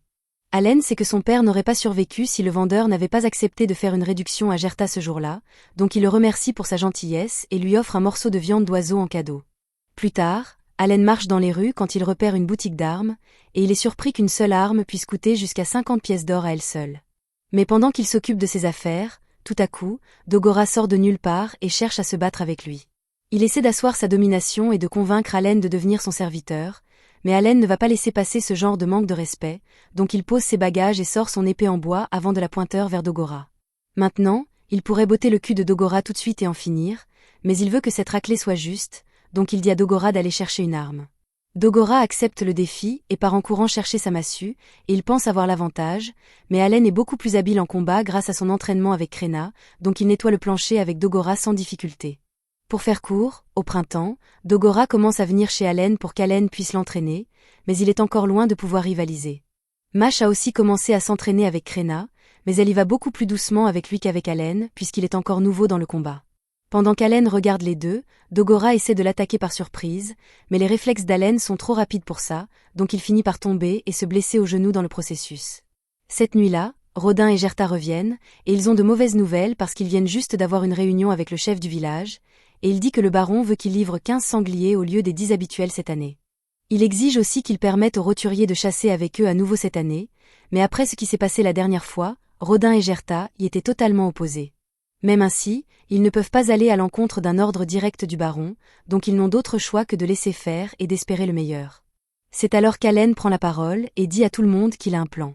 La raison pour laquelle la participation des roturiers à la chasse est un problème est qu'ils sont pratiquement inutiles, mais il a d'innombrables heures d'expérience dans tous les MMO imaginables, et il est confiant qu'il peut rendre même le nouveau le plus désespéré utile à l'équipe, donc il demande à être chargé de l'entraînement des roturiers avant les chasses.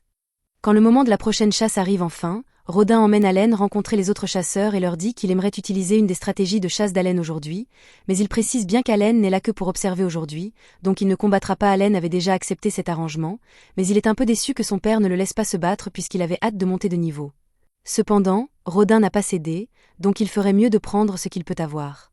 Le plus important pour cette expédition est qu'il forme suffisamment les nouveaux pour qu'ils puissent se débrouiller seuls, car il ne voudrait pas que ce qui s'est passé la dernière fois se reproduise. En parlant de la dernière fois, le gars responsable de la blessure de Rodin vient s'excuser à nouveau, et il dit à Rodin que si quelque chose de mal arrive aujourd'hui, il n'a pas besoin de se mettre en danger pour le protéger. Rodin dit au gamin que tout ce qu'il a à faire, c'est de se concentrer sur son rôle, et s'il peut faire ça, alors avec un peu de chance rien ne tournera mal. Sur ce, l'équipe de chasse s'enfonce dans la forêt à la recherche de sa proie. Techniquement, c'est la première fois qu'Allen est autorisé à quitter les murs du village pour entrer dans la forêt, donc il est très excité. Une fois dans la forêt, Gerta rappelle le plan à tout le monde et leur dit de prendre leur position. Quelques nouveaux servent d'appât pour attirer un sanglier, et une fois que le sanglier sort des broussailles en chargeant, il est intercepté par Gerta et son équipe. Après avoir réussi à arrêter le sanglier, Rodin et les autres arrivent en courant sur les côtés et le poignardent encore et encore. C'est la stratégie que Rodin et les autres ont utilisée avec succès pour chasser depuis 10 ans, mais elle ne fonctionne pas très bien avec des nouveaux sans colonne vertébrale, c'est pourquoi Allen a suggéré un petit changement. Tandis que les autres feront toujours la majeure partie du travail pour abattre le sanglier, les nouveaux se tiendront sur le côté pour ne pas gêner, et au bon moment, Allen leur dit d'aller poignarder le sanglier avec les autres. Comme fonctionne l'expérience dans ce monde, ils ont juste besoin d'infliger un peu de dégâts aux sangliers pour recevoir des XP, donc ça devrait les aider à monter de niveau. Les garçons font comme Allen l'a indiqué, et effectivement, alors que le sanglier est vaincu, ils sentent une soudaine vague de puissance parcourir leur corps, ce qui signifie qu'ils doivent avoir passé l'épreuve des dieux, ou en d'autres termes, qu'ils viennent de monter de niveau. Allen est vraiment content que son plan ait fonctionné comme prévu, mais malheureusement, il n'a pas pu profiter de ses XP gratuits puisqu'il n'a pas porté de coup au sanglier. Le lendemain, Allen est près du puits avec quelques-uns des gars plus âgés, quand il entend que l'un d'eux s'est concentré sur la découpe de viande au lieu de chasser, puisque sa femme est enceinte et qu'il veut jouer la sécurité. Comme c'est le cas, Allen lui demande une petite faveur. Il conduit l'homme jusqu'à sa maison et lui montre le lot d'Albaran qu'il a récemment capturé. L'homme est étonné qu'un si petit garçon ait pu attraper autant d'oiseaux, mais Allen explique qu'il a un petit problème. Il ne peut pas gérer la découpe de tous ces oiseaux tout seul, donc il espérait que l'homme l'aiderait un peu. En échange, Allen est prêt à lui donner 2 paquets de viande par oiseau découpé. L'homme est plus que disposé à aider puisque c'est une très bonne affaire pour lui, mais il demande à Allen s'il est vraiment d'accord pour donner autant de viande en paiement. Allen l'assure que c'est bon, et la raison pour laquelle il est d'accord, c'est que ces oiseaux ne font pas partie des réserves de nourriture de sa famille. Allen a attrapé ces oiseaux spécifiquement pour pouvoir les vendre et gagner les 50 pièces d'or dont il a besoin pour élever le statut de sa famille. Plus tard dans la journée, Allen est de retour dans la forêt avec le groupe de chasse, et ils ont quelques nouveaux supplémentaires avec eux aujourd'hui. Le plan est d'élargir progressivement le groupe jusqu'à ce qu'ils aient assez de personnes pour faire 2 groupes et chasser 2 fois plus de sangliers comme le baron le voulait, mais Allen est encore un peu curieux de savoir pourquoi le baron s'intéresse tant à augmenter la quantité de sangliers capturés, puisqu'il n'y a pas de pénurie de nourriture ou quoi que ce soit. C'est alors qu'un sanglier charge hors de la forêt, donc tous les chasseurs se préparent. Comme la dernière fois, après que le sanglier a été maîtrisé, les nouveaux sont appelés à se joindre au coup de grâce. Comme la dernière fois, les nouveaux montent tous de niveau grâce à l'expérience gratuite gagnée, mais grâce à un raisonnement rapide d'Allen, il a aussi réussi à récolter les bénéfices de la mise à mort. Tout ce qu'il a dû faire, c'est envoyer un de ses sauterelles et la laisser se faire écraser par le sanglier pour techniquement faire de lui un participant de la bataille, et ça a fonctionné comme il espérait puisqu'il a réussi à atteindre le niveau 3, mais il se sent un peu coupable d'avoir sacrifié une de ses invocations comme ça. 3 mois plus tard, Allen et les autres sont invités à aller au manoir du chef pour célébrer le début d'une nouvelle année, et maintenant que la fête est terminée, lui et Krina rentrent chez eux à pied. Krina est très heureuse puisqu'ils ont eu beaucoup de bonbons gratuits, mais Allen suppose que c'était juste une récompense pour avoir atteint le quota de 15 sangliers. Ils finissent par rentrer chez eux et retrouvent leur famille alors qu'elles s'apprêtent à organiser leur propre célébration du Nouvel An. Alors qu'ils commencent à manger, Rodin se met à vanter Allen pour son idée géniale d'intégrer en toute sécurité les nouveaux dans les groupes de chasse, et grâce à ça, il ne devrait avoir aucun mal à atteindre le quota de 20 sangliers l'année prochaine. Alors qu'il continue de parler, Gerta remarque par hasard une bouteille derrière Allen, alors il demande ce que c'est. Allen explique qu'il a reçu une bouteille d'alcool du chef en cadeau plus tôt. Gerta et Rodin sont très excités en entendant ça parce qu'ils avaient hâte de boire, mais Allen leur rappelle que l'alcool lui a été personnellement donné, donc ils ne peuvent pas l'avoir à moins qu'ils ne le permettent. Cela fait partie de son plan pour qu'il le laisse combattre pendant les chasses, donc il dit qu'il ne les laissera l'avoir que s'ils peuvent le battre dans un jeu. Rodin et Gerta ont vraiment très envie de cet alcool, donc ils acceptent les conditions d'Allen et demandent à quel jeu il veut jouer, à quoi Allen répond qu'il veut faire un bras de fer. Gerta et Rodin sont d'accord avec ça, mais avant que le jeu ne commence, Allen leur demande ce qu'ils vont lui donner s'il gagne, parce qu'il a besoin d'une sorte de récompense pour son effort. Rodin sent qu'Allen a déjà quelque chose en tête, donc il lui demande de leur dire ce que c'est. C'est alors qu'Allen explique qu'il veut juste qu'il le laisse combattre dans les futures chasses. Rodin n'aime pas l'idée, mais il ne voit pas de mal à jouer le jeu puisqu'il est sûr de gagner de toute façon, donc lui et Gerta se préparent à faire un bras de fer avec Allen. Le premier est Gerta, et il semble assez confiant de ne pas perdre un concours de force contre un enfant de 7 ans. Malheureusement pour lui, Allen a stocké toutes les améliorations de force disponibles avec ses invocations, donc alors que le match commence, Allen égalise la force de Gerta et finit par réussir à le dominer. Gerta n'arrive pas à croire qu'il a perdu, mais Rodin s'y attendait un peu compte tenu de toutes les choses incroyables qu'Allen a faites récemment. Malgré tout, il est confiant qu'Allen ne pourra pas le battre comme il l'a fait avec Gerta, donc après une courte pause, Rodin croise le bras avec Allen. Comme avec Gerta, Allen égalise la force de Rodin au début, mais cette fois, Allen finit par se faire dominer et perdre. Il suppose que Gerta doit avoir une force quelque part autour du rang D, ce qui signifie que celle de Rodin doit être autour du rang C, donc c'est logique qu'il n'ait pas pu gagner. Comme promis, il remet l'alcool, mais il jure qu'il deviendra assez fort pour battre Rodin un jour. Plus tard cette année-là, Allen parvient enfin à monter de nouveau ses compétences d'invocation, et maintenant il a accès à un tas d'invocations de rang E. Il va encore devoir faire quelques expériences pour déterminer quel genre d'invocation il a maintenant, mais il a plus qu'assez de PM à dépenser pour quelques tests.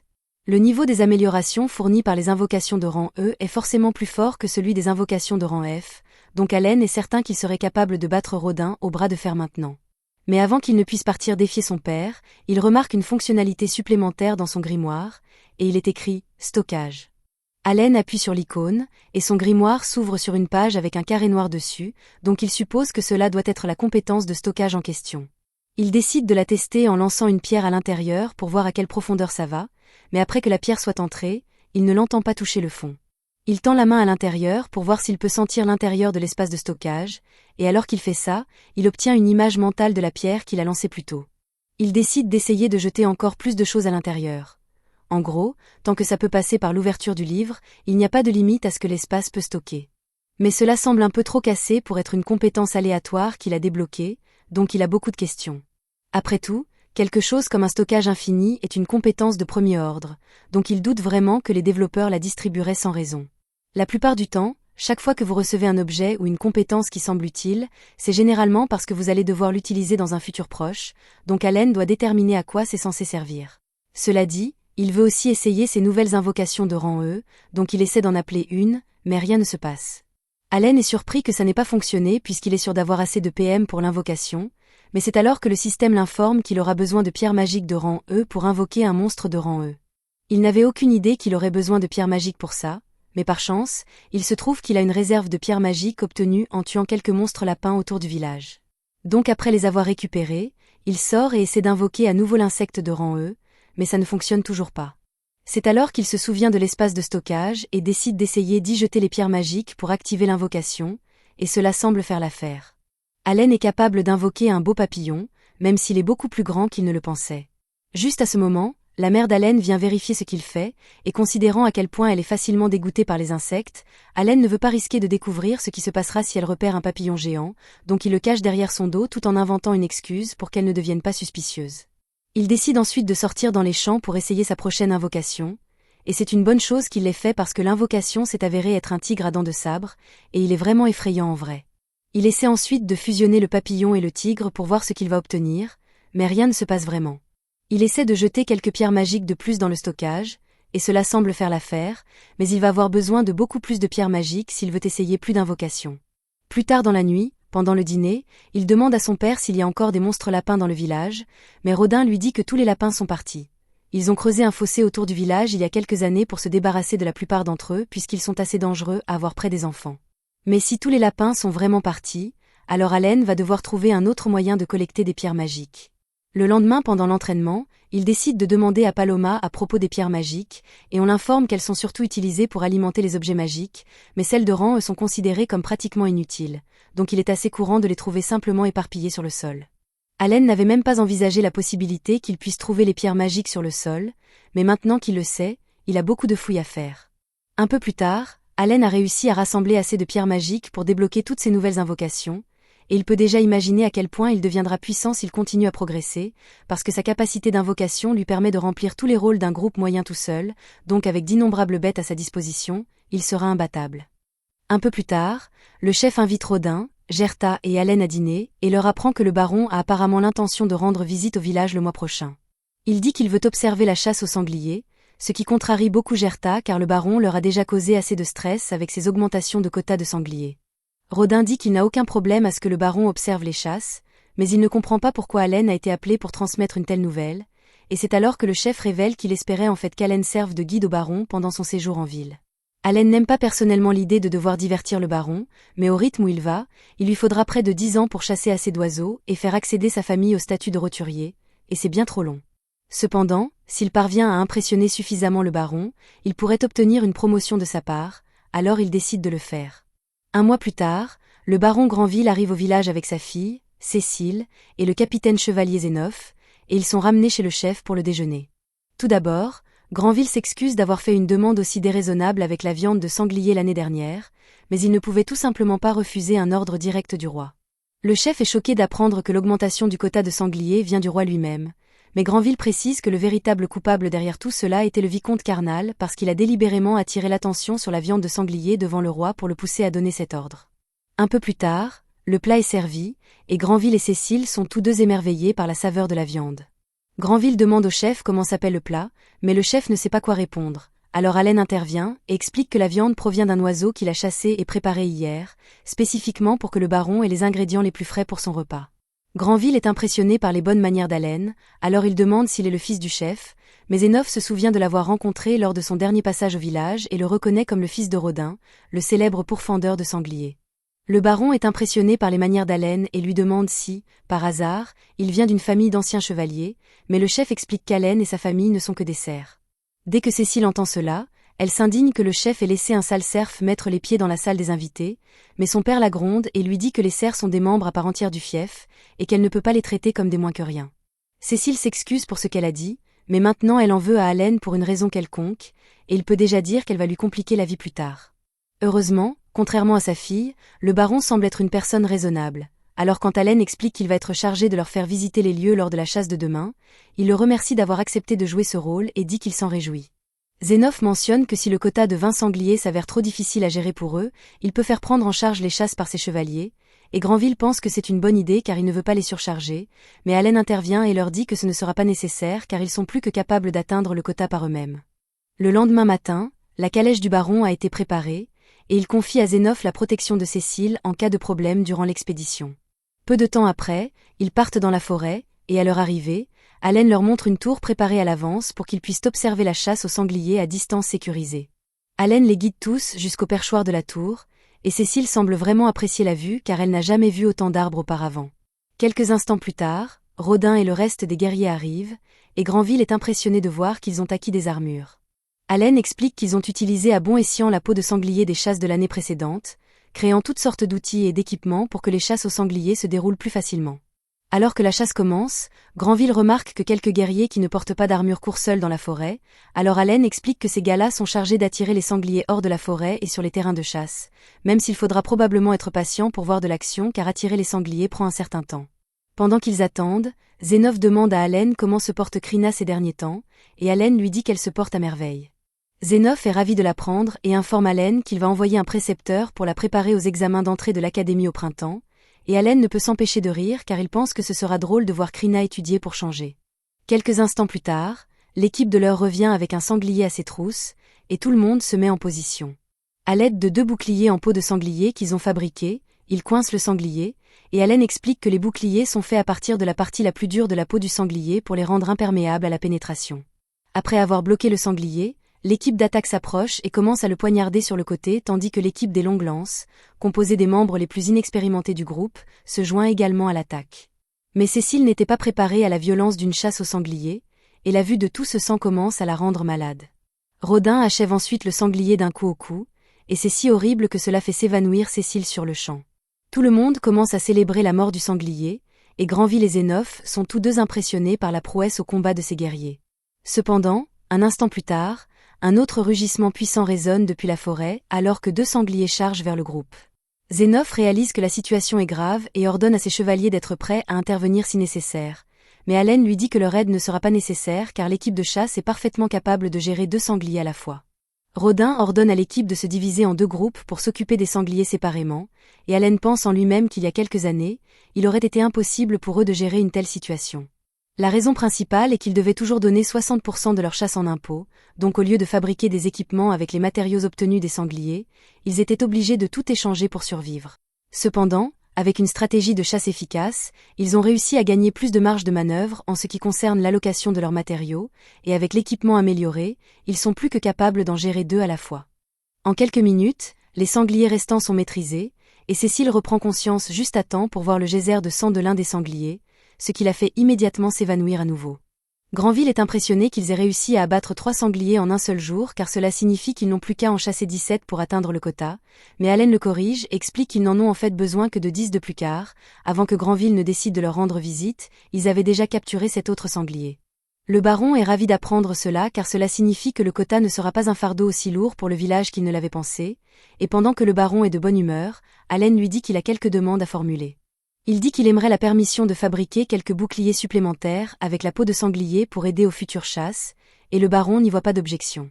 Mais la deuxième demande d'Allen est de demander la permission d'échanger de l'alcool en dehors du village. Là encore, le baron n'est pas nécessairement opposé à l'idée, mais ils se demandent pourquoi Allen demande spécifiquement de l'alcool.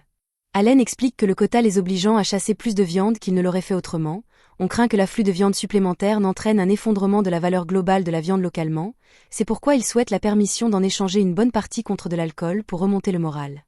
Granville ne voit aucune raison de s'y opposer, alors il accepte les demandes et dit à Allen qu'il a fait un travail merveilleux en tant que guide aujourd'hui. Alors qu'il s'apprête à partir pour la journée, Cécile, qui avait été silencieuse pendant la majeure partie de la chasse, crie après Allen et lui dit de ne pas prendre la grosse tête simplement parce que son père l'a un peu complimenté. Mais ce faisant, elle manque de tomber de son cheval, ce qui ruine complètement l'attitude intimidante qu'elle essayait d'adopter.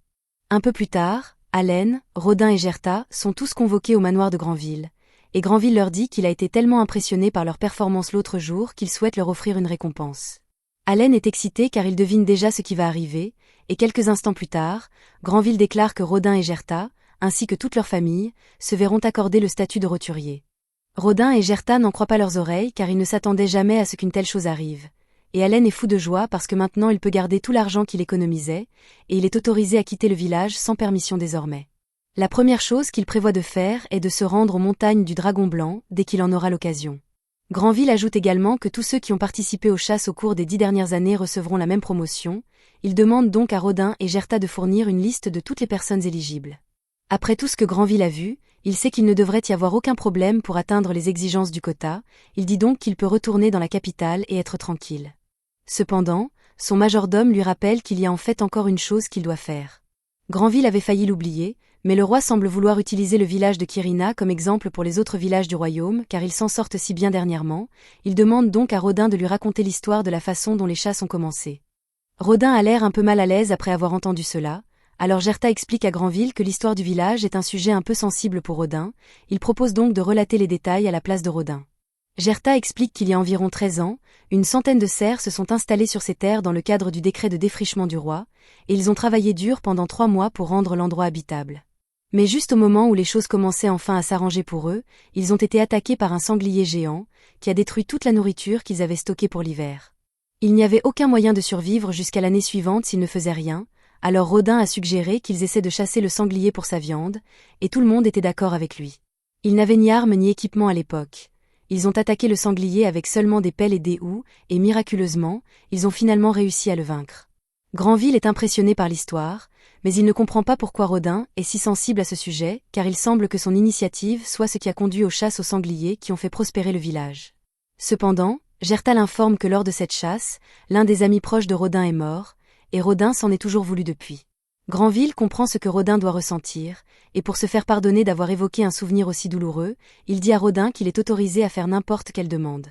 Allen trouve cela formidable et dit à Rodin qu'il peut demander de l'alcool de haute qualité, mais à la place, Rodin demande au baron de permettre à Allen de travailler dans son domaine, ne serait-ce que comme simple garçon de salle. Allen panique intérieurement en entendant cela parce que s'il est employé au domaine du baron, il aura encore moins de liberté qu'il n'en a déjà, il espère donc que le baron refusera la demande de Rodin. Mais à son grand dam, Granville dit en fait qu'Allen est trop bien pour être un simple garçon de salle, il l'emploiera donc comme un serviteur à part entière du domaine. Cécile est scandalisée par cette nouvelle car elle n'arrive pas à croire qu'un sale serf soit autorisé à entrer dans le manoir, mais son majordome lui rappelle qu'Allen n'est plus un serf car il vient d'être promu roturier. Allen veut vraiment trouver un moyen de se sortir de là, mais Rodin a l'air vraiment content de tout cela, donc il se sentirait mal de tout gâcher en refusant l'offre. Le lendemain, Allen s'habille pour son premier jour en tant que serviteur au domaine du baron, et bien que sa famille soit heureuse pour lui, elle est aussi vraiment triste de le voir partir. Krina est particulièrement contrariée de ne plus revoir Allen, alors Allen suggère qu'il s'entraîne une dernière fois au combat avant son départ, ce qui semble la réconforter. Alors que leur combat commence, tout le monde regarde, s'attendant à ce que Krina domine Allen comme d'habitude. Mais cette fois, Allen a investi tous ses points d'amélioration dans l'agilité, ce qui l'a rendu assez rapide pour suivre et même distancer Krina, malgré le fait qu'elle soit une épéiste de génie. Finalement, Allen remporte le duel en plaçant son épée contre le cou de Krina, et elle est sous le choc car c'est la première fois qu'elle perd. Mais Allen dit qu'ils peuvent considérer cela comme un match nul, et ils auront une revanche à l'avenir pour décider du véritable vainqueur. Le moment vient bientôt pour Allen de partir, alors tout le monde commence à faire ses adieux, et même Dagora apparaît pour offrir un couteau à Allen en cadeau avant qu'il ne quitte le village. Après cela, les parents d'Allen raccompagnent tous deux Allen à la porte du village, et en chemin, Rodin dit à Allen qu'être serviteur n'est que la première étape pour lui, et s'il travaille dur, il s'élèvera certainement dans la vie. Ils arrivent finalement à la porte, où le chef a déjà préparé une calèche pour ramener Allen, Cécile et le baron à la ville. L'ambiance est un peu gênante dans la calèche car Cécile ne veut même pas le regarder et il n'a rien à dire à Granville, mais il va trouver un moyen de faire fonctionner les choses. Ainsi, la vie d'Allen en tant que serviteur dans le manoir du baron commence officiellement, et comme il a un âge similaire à celui de Cécile, on le charge de s'occuper d'elle, ce qui signifie essentiellement qu'il doit obéir à toutes ses exigences, aussi déraisonnables soient-elles. Par exemple, elle demande à Allen de la porter sur ses épaules pour qu'elle puisse attraper des fruits en haut d'un arbre, mais après avoir cueilli le fruit, elle se rend compte qu'il a un goût affreux et blâme Allen de ne pas l'avoir prévenu plus tôt. Ce n'est pas une mauvaise personne, mais elle est vraiment agaçante à supporter toute la journée, même si Allen ne peut rien dire à ce sujet car ce serait irrespectueux. Elle dit à Allen d'aller lui acheter de délicieux fruits au marché, et Allen accepte de le faire, mais juste à ce moment-là, il remarque un immense vaisseau volant au-dessus de lui, et il est stupéfait car il n'avait aucune idée que ce monde avait des choses comme ça. Cécile ne comprend pas pourquoi Allen est si choqué et lui demande si c'est la première fois qu'il voit un vaisseau aérien magique, mais Allen n'en a vraiment jamais vu auparavant, alors elle décide de le laisser tranquille et lui rappelle simplement d'acheter les fruits pour elle une fois qu'il aura fini ici. Le lendemain matin, Allen se réveille dans son logement, et même si cela ressemble à une vieille chambre sous les combles, eh bien, en fait, c'est un vieux grenier, c'est quand même un peu mieux que l'ancienne chambre d'Allen. Il a utilisé ses compétences d'invocation pour faire pousser des plantes herbacées avec un arôme qui favorise la récupération, donc il commence toujours ses journées en se sentant frais et énergisé. Cela dit, il a encore très faim, alors il décide de descendre prendre le petit déjeuner.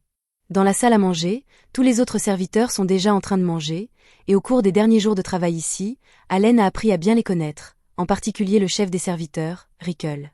Quand Rickle voit Allen, il lui demande s'il s'entend bien avec Cécile, et Allen dit oui, mais Rickle peut voir sur son visage qu'elle a été dure avec lui. Il explique que Cécile n'en demande tant que parce qu'il est un serviteur plutôt qu'un garçon d'entrée, mais Allen n'a aucune idée de la différence.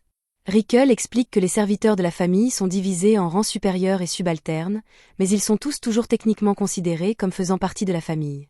Cependant, les garçons d'entrée sont différents car ils ne sont que des aides temporaires de la famille, donc ils ne sont pas considérés comme des membres de la famille. Allen est surpris car il n'avait aucune idée que devenir serviteur ici faisait de lui un membre de la famille, bien que maintenant qu'il y pense, cela explique pourquoi son père était si ravi quand le baron a fait l'offre. Plus tard dans la journée, Allen et quelques autres serviteurs servent le petit déjeuner à la famille du baron, et la femme du baron est assez impressionnée par les bonnes manières d'Allen, malgré ses humbles origines. Le baron est également impressionné qu'Allen soit si compétent malgré le fait qu'il soit sans talent, et bien que la partie sur le fait qu'il soit sans talent ne soit pas vraie, Allen décide de simplement suivre le mouvement. Dès que Cécile découvre qu'Allen est sans talent, elle commence à se vanter d'avoir le talent de magicienne et que son frère aîné a le talent de guerrier, mais le père de Cécile lui crie d'arrêter de se vanter du talent devant son frère parce que c'est un sujet sensible pour lui. Thomas, le jeune frère de Cécile, s'est toujours senti inférieur parce qu'il n'a pas de talent, donc entendre Cécile se vanter ainsi la fait pleurer, et Cécile se sent vraiment coupable de l'avoir contrarié, mais elle trouve quand même un moyen d'en blâmer Allen. Plus tard, Allen a l'après-midi de congé, alors il décide d'aller en ville, et son premier arrêt est la guilde des aventuriers car c'est son objectif numéro 1. Il s'approche du comptoir d'accueil et demande à la réceptionniste s'il peut s'inscrire comme aventurier ici. Elle explique qu'elle peut l'aider à s'inscrire, mais d'abord, elle doit lui demander son âge. Allen l'informe qu'il a 8 ans, mais malheureusement, elle lui dit que l'âge minimum pour s'inscrire comme aventurier est de 12 ans, donc il n'est pas autorisé à le devenir. Allen est dévasté d'apprendre cela car il ne veut pas devoir continuer à être serviteur pendant 4 ans, mais comme il n'y a rien d'autre à faire pour aujourd'hui, il décide de se diriger vers le tableau des avis pour recueillir des informations. Au tableau, il remarque toutes sortes de monstres avec différents rangs affichés avec des primes, mais quelques instants plus tard, un aventurier nommé Rêvant s'approche de lui et dit « Ce n'est pas un endroit pour un gamin comme toi, tu ferais mieux de partir ». Allen s'excuse et accepte de partir, mais avant de le faire, il demande à Rêvant pourquoi les primes sont organisées de cette façon. Rêvant explique que les monstres deviennent plus forts à mesure qu'on s'éloigne de la ville, donc naturellement, certains des monstres les plus puissants se trouvent dans la montagne du Dragon Blanc. Allen remarque alors une très vieille prime au mur pour le Dragon Blanc, alors il demande pourquoi personne ne l'a encore honoré, même si la récompense est si bonne. Rêvant explique que le Dragon Blanc est tout simplement trop fort pour que quiconque puisse le battre, mais il y a énormément de mithril qui poussent dans cette zone, donc il y a encore énormément de demandes pour cela, et la prime ne cesse d'augmenter. Toutes ces informations étaient vraiment utiles, alors Allen remercie Rêvant et poursuit son chemin. Il ne peut pas encore s'inscrire comme aventurier, mais cela ne signifie pas qu'il ne peut pas combattre des monstres, et comme c'est son jour de congé, il compte en profiter au maximum. Il court directement vers la porte de la ville, où il est arrêté par un garde. Normalement, les gens ne sont pas autorisés à quitter la ville sans permission, mais comme Allen est techniquement un membre de la famille Granville, il est autorisé à utiliser leur sceau comme identification, et cela lui donne pratiquement accès à tous les endroits où il veut aller. Dès que le garde ouvre la porte, il se précipite dans la forêt pour commencer à chasser des monstres, mais il ne veut pas être trop imprudent, alors il décide de commencer doucement. Comme les monstres deviennent plus forts plus on s'enfonce dans la forêt, il ne marche que quelques kilomètres pour que les monstres de la zone aient une moyenne de randée. Une fois arrivé à un endroit idéal, Allen invoque un faucon, et comme le faucon a une intelligence élevée, il est assez intelligent pour comprendre les ordres d'Allen. Alors il en invoque 5 de plus et leur ordonne de voler dans les airs et de localiser tous les monstres dans la zone. Pendant qu'il attend que les faucons trouvent quelque chose, il décide d'évaluer l'intelligence de son invocation de tigre, mais bien qu'il lui soit obéissant, il ne comprend pas vraiment les ordres d'Allen, donc il ne peut pas faire grand-chose. Juste à ce moment-là, un faucon revient informer Allen qu'il a localisé quelques monstres, et après avoir suivi le faucon, Allen est mené à une horde de gobelins. Les gobelins le remarquent caché derrière un arbre, alors ils se précipitent tous pour l'attaquer, mais Allen était préparé à cela et invoque 10 tigres pour les encercler, et pour faire bonne mesure, il invoque un papillon pour lancer un sort de sommeil sur les gobelins afin de les achever plus facilement. Tuer des gobelins ne lui rapporte pas autant d'XP que tuer un sanglier, mais un avantage clé ici est le fait que l'élimination des gobelins est beaucoup plus rapide que celle d'un sanglier, donc Allen peut les farmer à volonté. À la tombée de la nuit, Allen a chassé environ 80 gobelins, gagnant 16 000 points d'expérience et lui permettant de monter de 2 niveaux. Il est très satisfait de la façon dont son jour de congé s'est déroulé car non seulement il a monté de niveau, mais il a aussi beaucoup appris sur ses invocations. Par exemple, le sort de sommeil du papillon a 80% de chances de réussir à endormir un gobelin, et les pierres magiques de rang D ne peuvent pas être utilisées pour créer des invocations de rang E, même si elles ont plus de valeur. Quoi qu'il en soit, même s'il est tard, Allen veut continuer à farmer, alors il demande au faucon d'aller chercher d'autres monstres à combattre, mais ils se contentent tous de le regarder sans bouger. Allen demande ce qui ne va pas, et c'est alors qu'il découvre que les faucons ne voient pas bien la nuit, donc ils ne pourront plus explorer les monstres pour lui. C'est une énorme déception pour Allen car il voulait encore chasser un peu plus, mais il a des problèmes plus importants à régir maintenant car il comptait sur les faucons pour l'aider à retrouver son chemin vers la ville, et s'il ne voit rien dans le noir, cela signifie qu'il est pratiquement perdu dans les bois. Mais il ne peut pas passer la nuit ici, alors il est obligé de tâtonner dans le noir jusqu'à ce qu'il rentre finalement chez lui. Un mois plus tard, Allen commande à un forgeron de lui fabriquer 3 boules de métal car il cherchait un moyen de rendre sa compétence de lancer de pierre plus efficace, et celles-ci sont parfaites, donc après avoir payé les boules, il les jette dans son stockage de grimoire. Au cours du dernier mois, Allen est allé chasser 4 fois, et grâce à ses sessions fructueuses de farming d'XP, son niveau est monté jusqu'à 12, donc il sent enfin qu'il progresse. Plus tard dans la nuit, il retourne au domaine Granville, mais dès qu'il entre, il est pris à partie par Siba, et on lui dit que le baron veut lui parler. Allen se rend au bureau du baron pour le rencontrer, et il commence à faire l'éloge d'Allen car depuis son arrivée, les autres au manoir n'ont eu que de bonnes choses à dire sur lui. Cependant, le baron est un peu inquiet de ce qu'Allen fait pendant ses jours de congé, car on lui a dit qu'Allen partait tôt le matin et ne revenait que tard dans la nuit. Bien sûr, le baron dit à Allen qu'il n'a pas d'ennui car il est libre de faire ce qu'il veut de ses jours de congé, mais il veut juste avoir une idée de ce qu'Allen fabrique. Allen comprend pourquoi le baron pourrait être soupçonneux de son comportement, alors il décide d'être complètement honnête et explique qu'il a chassé dans la forêt pendant ses jours de congé. Le baron demande pourquoi Allen fait cela. Alors Allen explique qu'en tant que fils d'un chasseur comme Rodin, il est simplement naturel pour lui de vouloir chasser aussi. Le baron ne peut pas contester cela, alors il dit à Allen qu'il est libre de continuer à chasser autant qu'il le veut, mais il y a une condition. Siba suppose qu'Allen doit chasser des lapins de rang puisqu'il ne sait pas qu'il est assez fort pour gérer des gobelins de rang D. Alors il dit à Allen qu'il ne peut pas vendre la viande qu'il attrape aux bouchers locaux, car cela pourrait causer un scandale si cela devenait public. Au lieu de cela, Siba propose que le domaine achète toute viande chassée par Allen à une pièce d'argent par lot, ce qui est plus élevé que le taux du marché actuel. Allen est ravi de cette nouvelle, d'autant plus que, jusqu'à présent, il jetait toute la viande qu'il ramassait, donc cela lui donnera l'occasion de gagner un peu d'argent supplémentaire.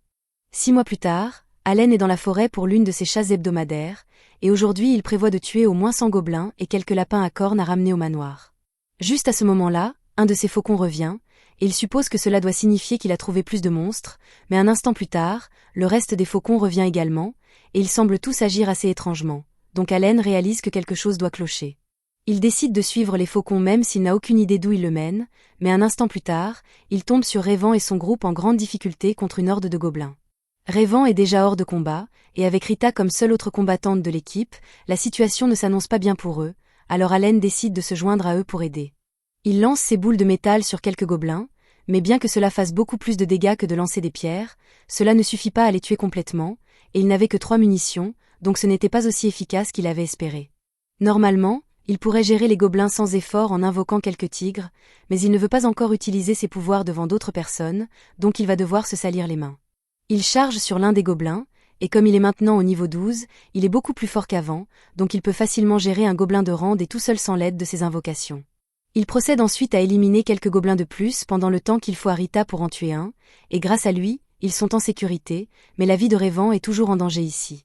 Rita supplie Melcy de se dépêcher de soigner Rêvant, mais malheureusement, Melcy n'a plus de mana, donc elle ne peut plus utiliser de sort de soin. Dans son état actuel, Rêvant ne survivra pas assez longtemps pour retourner en ville. Alors Allen propose d'utiliser de l'herbe de soin qu'il a créée avec son invocation, et avec cela, la blessure de Rêvant est complètement guérie. Les autres sont ravis de voir Rêvant se réveiller, et ils jurent tous qu'ils rembourseront Allen pour la précieuse herbe de soin qu'il a utilisée sur eux, mais Allen ne veut vraiment pas attirer trop l'attention sur lui. Cependant, il y a effectivement quelque chose pour lequel il pourrait l'aider. Il leur dit qu'il collecte actuellement des pierres magiques de rang E, donc s'il pouvait en rassembler environ 100 pour lui, cela l'aiderait énormément. Rêvant et les autres sont surpris que ce soit tout ce qu'Allen veut puisque les pierres magiques de rang E ne valent pratiquement rien. Mais puisqu'il insiste, Rêvant promet qu'ils auront les pierres prêtes pour Allen d'ici la semaine prochaine, et les deux se disent au revoir. Quelques jours plus tard, Allen est de retour au travail en tant que serviteur de Cécile, et elle lui demande actuellement de la soulever pour qu'elle puisse atteindre un pot de confiture. Allen lui demande pourquoi elle fait ça, alors elle lui explique qu'elle veut faire de délicieux biscuits pour commémorer le retour de son frère Mii, mais Allen n'avait aucune idée que Mii revenait, et il est tellement choqué qu'il perd l'équilibre, faisant tomber Cécile. Un peu plus tard, la famille déjeune, et Granville est assez impressionné par le goût délicieux du repas. Cécile est contente qu'il apprécie car il a été préparé avec certains des lapins cornus qu'Allen a chassés. Granville est impressionné par l'habileté d'Allen, mais c'est plus ou moins ce à quoi on peut s'attendre de la part du fils d'un guerrier comme Rodin. Granville mentionne également que le village de Créna a atteint le quota de 20 sangliers pour l'année, et Allen est content de l'apprendre, mais il n'a jamais douté une seconde qu'ils y parviendraient. À ce moment-là, Thomas demande pourquoi ils n'ont pas encore mangé de viande de sanglier si le quota a été atteint, car c'était autrefois le point culminant de leur repas d'hiver, et ils n'en ont pas eu cette année. Allen est surpris d'apprendre cela, mais il suppose que cela doit être parce que c'est le roi qui a demandé l'augmentation du quota, donc toute la viande de sanglier a dû être envoyée à la capitale. Thomas demande à Allen s'il peut chasser un cerf blanc pour le déjeuner la prochaine fois, mais tout le monde se met à lui crier de ne pas faire une demande aussi déraisonnable à Allen, car chasser un cerf blanc n'est pas une mince affaire. Cependant, à leur grande surprise, Allen accepte de le faire sans hésitation. Il avait hâte de relever un nouveau défi ces derniers temps, et il suppose qu'un cerf blanc doit se situer quelque part autour du rancé, donc cela devrait être facile. Le lendemain, Allen se dirige vers la forêt, et après avoir creusé un trou dans la neige, il court dans la forêt pour pister un cerf blanc. Quand il en repère enfin un, il invoque 4 grenouilles pour servir d'appât. En utilisant leurs compétences de provocation, les grenouilles attirent facilement l'attention du cerf, le faisant charger vers elles, mais au moment où il est sur le point de les percuter, Allen les envoie à un autre endroit. Cela continue un moment, jusqu'à ce qu'Allen finisse par mener le cerf droit dans le trou qu'il a creusé pour lui. Maintenant qu'il est piégé, rien n'empêche Allen de le tuer. 1 heure plus tard, le personnel du manoir panique parce qu'un énorme cerf blanc vient d'apparaître devant le portail. Mais alors qu'ils s'apprêtent à l'attaquer, ils entendent une voix venant d'en dessous, et un instant plus tard, Allen sort en roulant de dessous le cerf.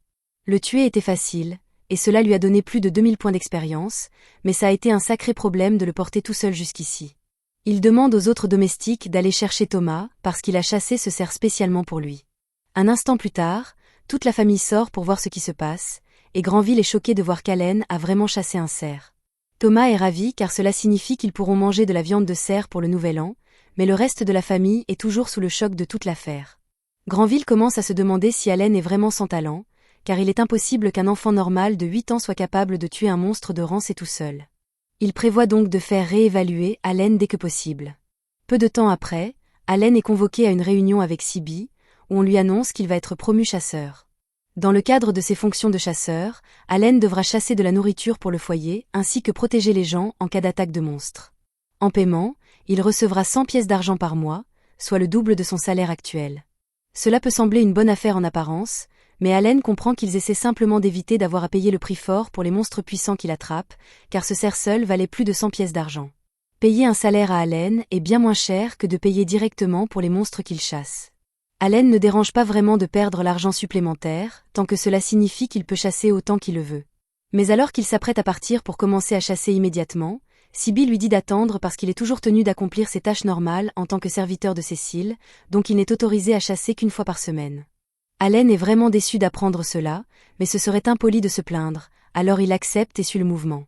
Un peu plus tard, Allen va au port avec Cécile pour rencontrer Millie, car il rentre enfin de l'académie pour une visite.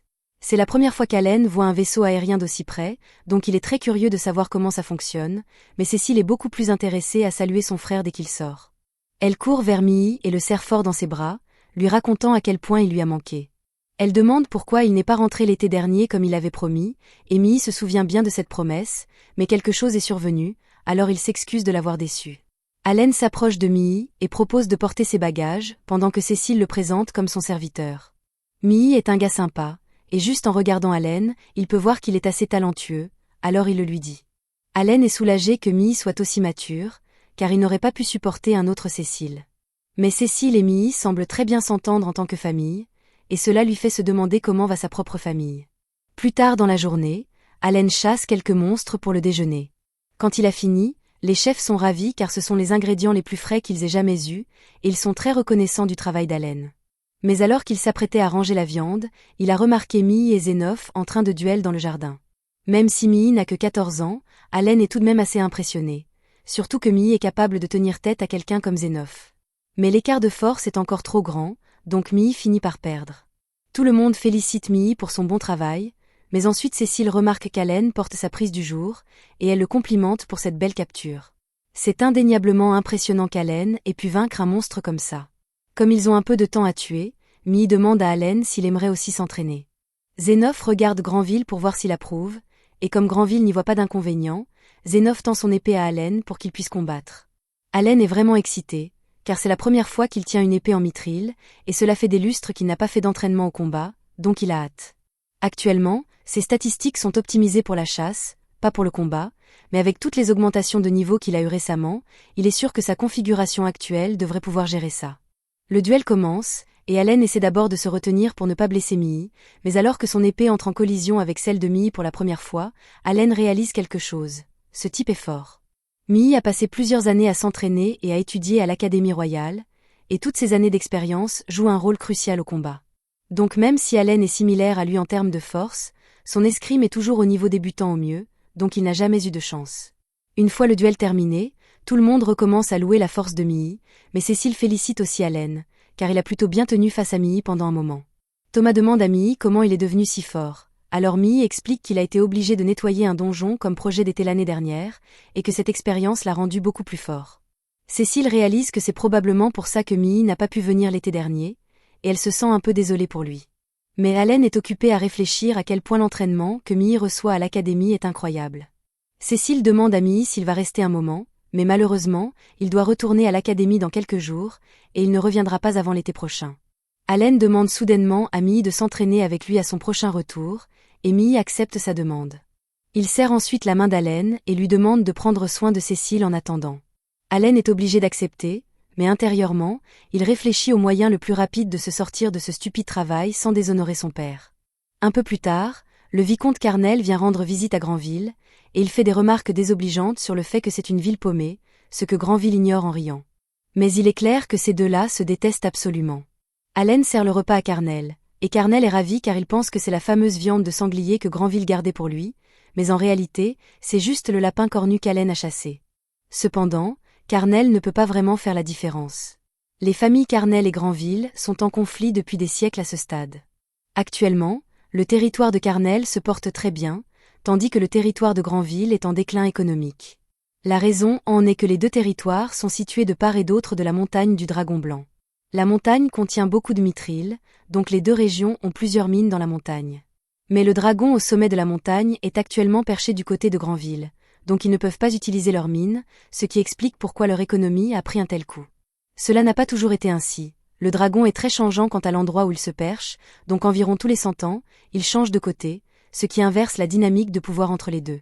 Quoi qu'il en soit, Granville demande à Carnel pourquoi il est venu, car cette visite ne pouvait pas être sans but. Carnel était tellement absorbé par sa nourriture qu'il a failli oublier de le mentionner, mais il dit que sa fille aînée a récemment subi son évaluation, et il voulait partager la nouvelle en personne.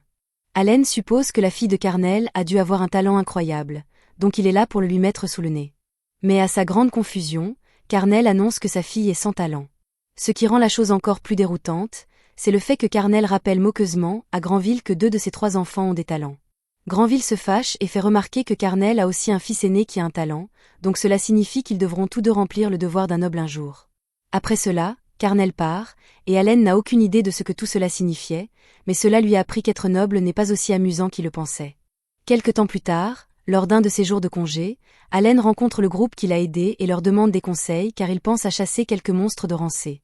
Après tout, il a déjà chassé plus de 10 000 gobelins dans la forêt, et Farmer du rang D ne lui suffit plus vraiment.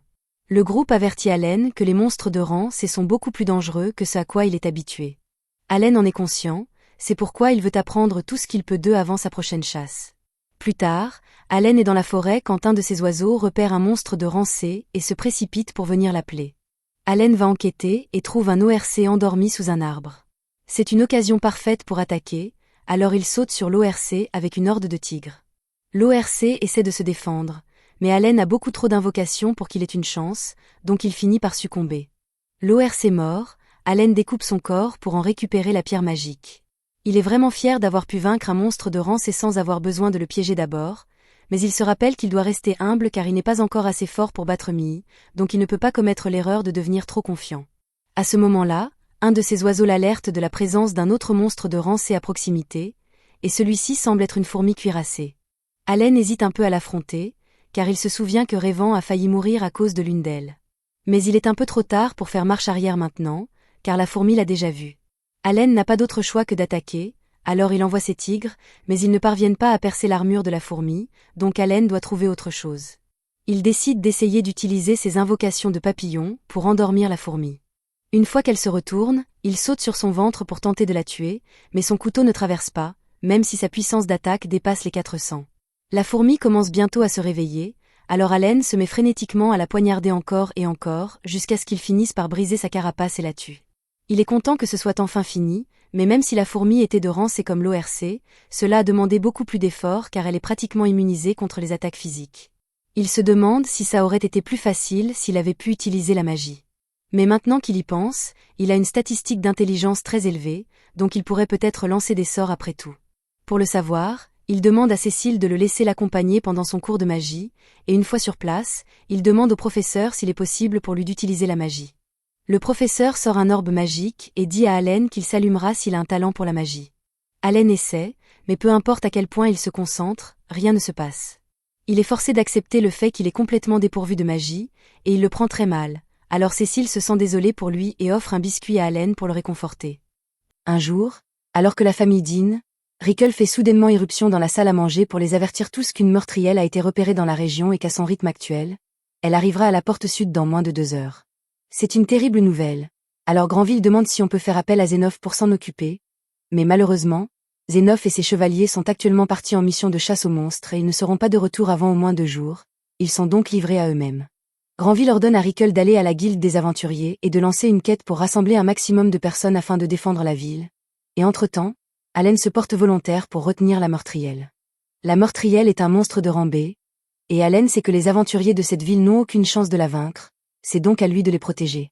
Malheureusement, il a déjà utilisé tout son PM ce matin pour farmer de l'XP, il doit donc attendre d'en avoir récupéré une quantité suffisante pour utiliser sa capacité d'invocation. Les habitants de la ville ont tous été prévenus de l'attaque imminente, alors ils courent tous pour sauver leur vie, et Allen surprend par hasard un homme supplier un aventurier de sauver sa femme et sa fille parce qu'elles sont coincées dans leur carrosse, le même que la meurtrière est en train de mâchouiller.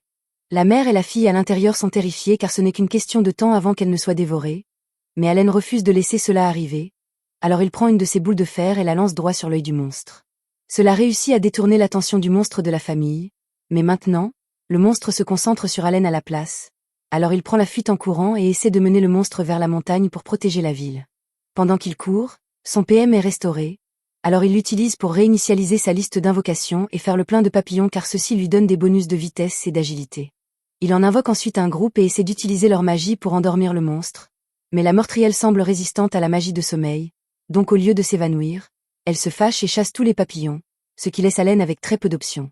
Tard dans la soirée, Allen court toujours pour échapper à la meurtrière, et il commence à s'épuiser, mais heureusement, il parvient à se cacher sous des arbres pour semer le monstre. Et une fois sûr d'être en sécurité, il s'effondre près d'un arbre et soupire de soulagement car il n'était pas sûr de s'en sortir vivant. Il n'a aucune idée de la raison pour laquelle les malus n'ont pas fonctionné, et il est loin d'être assez fort pour vaincre cette chose sans l'affaiblir d'abord. Il a même dû utiliser un tas de ces pierres magiques juste pour survivre assez longtemps pour arriver jusqu'ici, mais au moins il a réussi à l'éloigner de la ville, donc les gens devraient être en sécurité maintenant. Il prévoit de simplement rentrer chez lui et d'attendre le retour de Zénoph pour qu'il puisse s'occuper de la meurtrière. Mais juste au moment où il s'apprêtait à partir, il sent quelque chose le regarder, et à son horreur, il s'avère que la meurtrière l'a trouvé. Il prend la fuite en courant, mais le monstre n'a aucune intention d'abandonner la chasse à Allen, alors il finit par courir jour et nuit pour tenter de s'échapper. 3 jours plus tard, Allen parvient enfin à semer le monstre et à regagner la ville. Mais après avoir été forcé de courir sans arrêt pendant des jours, il est fatigué, affamé et au bord de l'effondrement.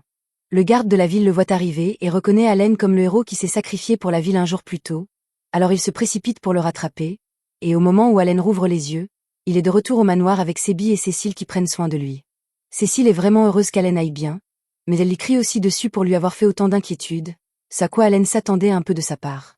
Sébi demande à Allen s'il se souvient de quoi que ce soit, alors Allen lui raconte que le monstre était impitoyable et l'a poursuivi pendant 3 jours entiers avant qu'il ne le sème, et une fois le danger écarté, il a fait demi-tour pour retourner à la ville.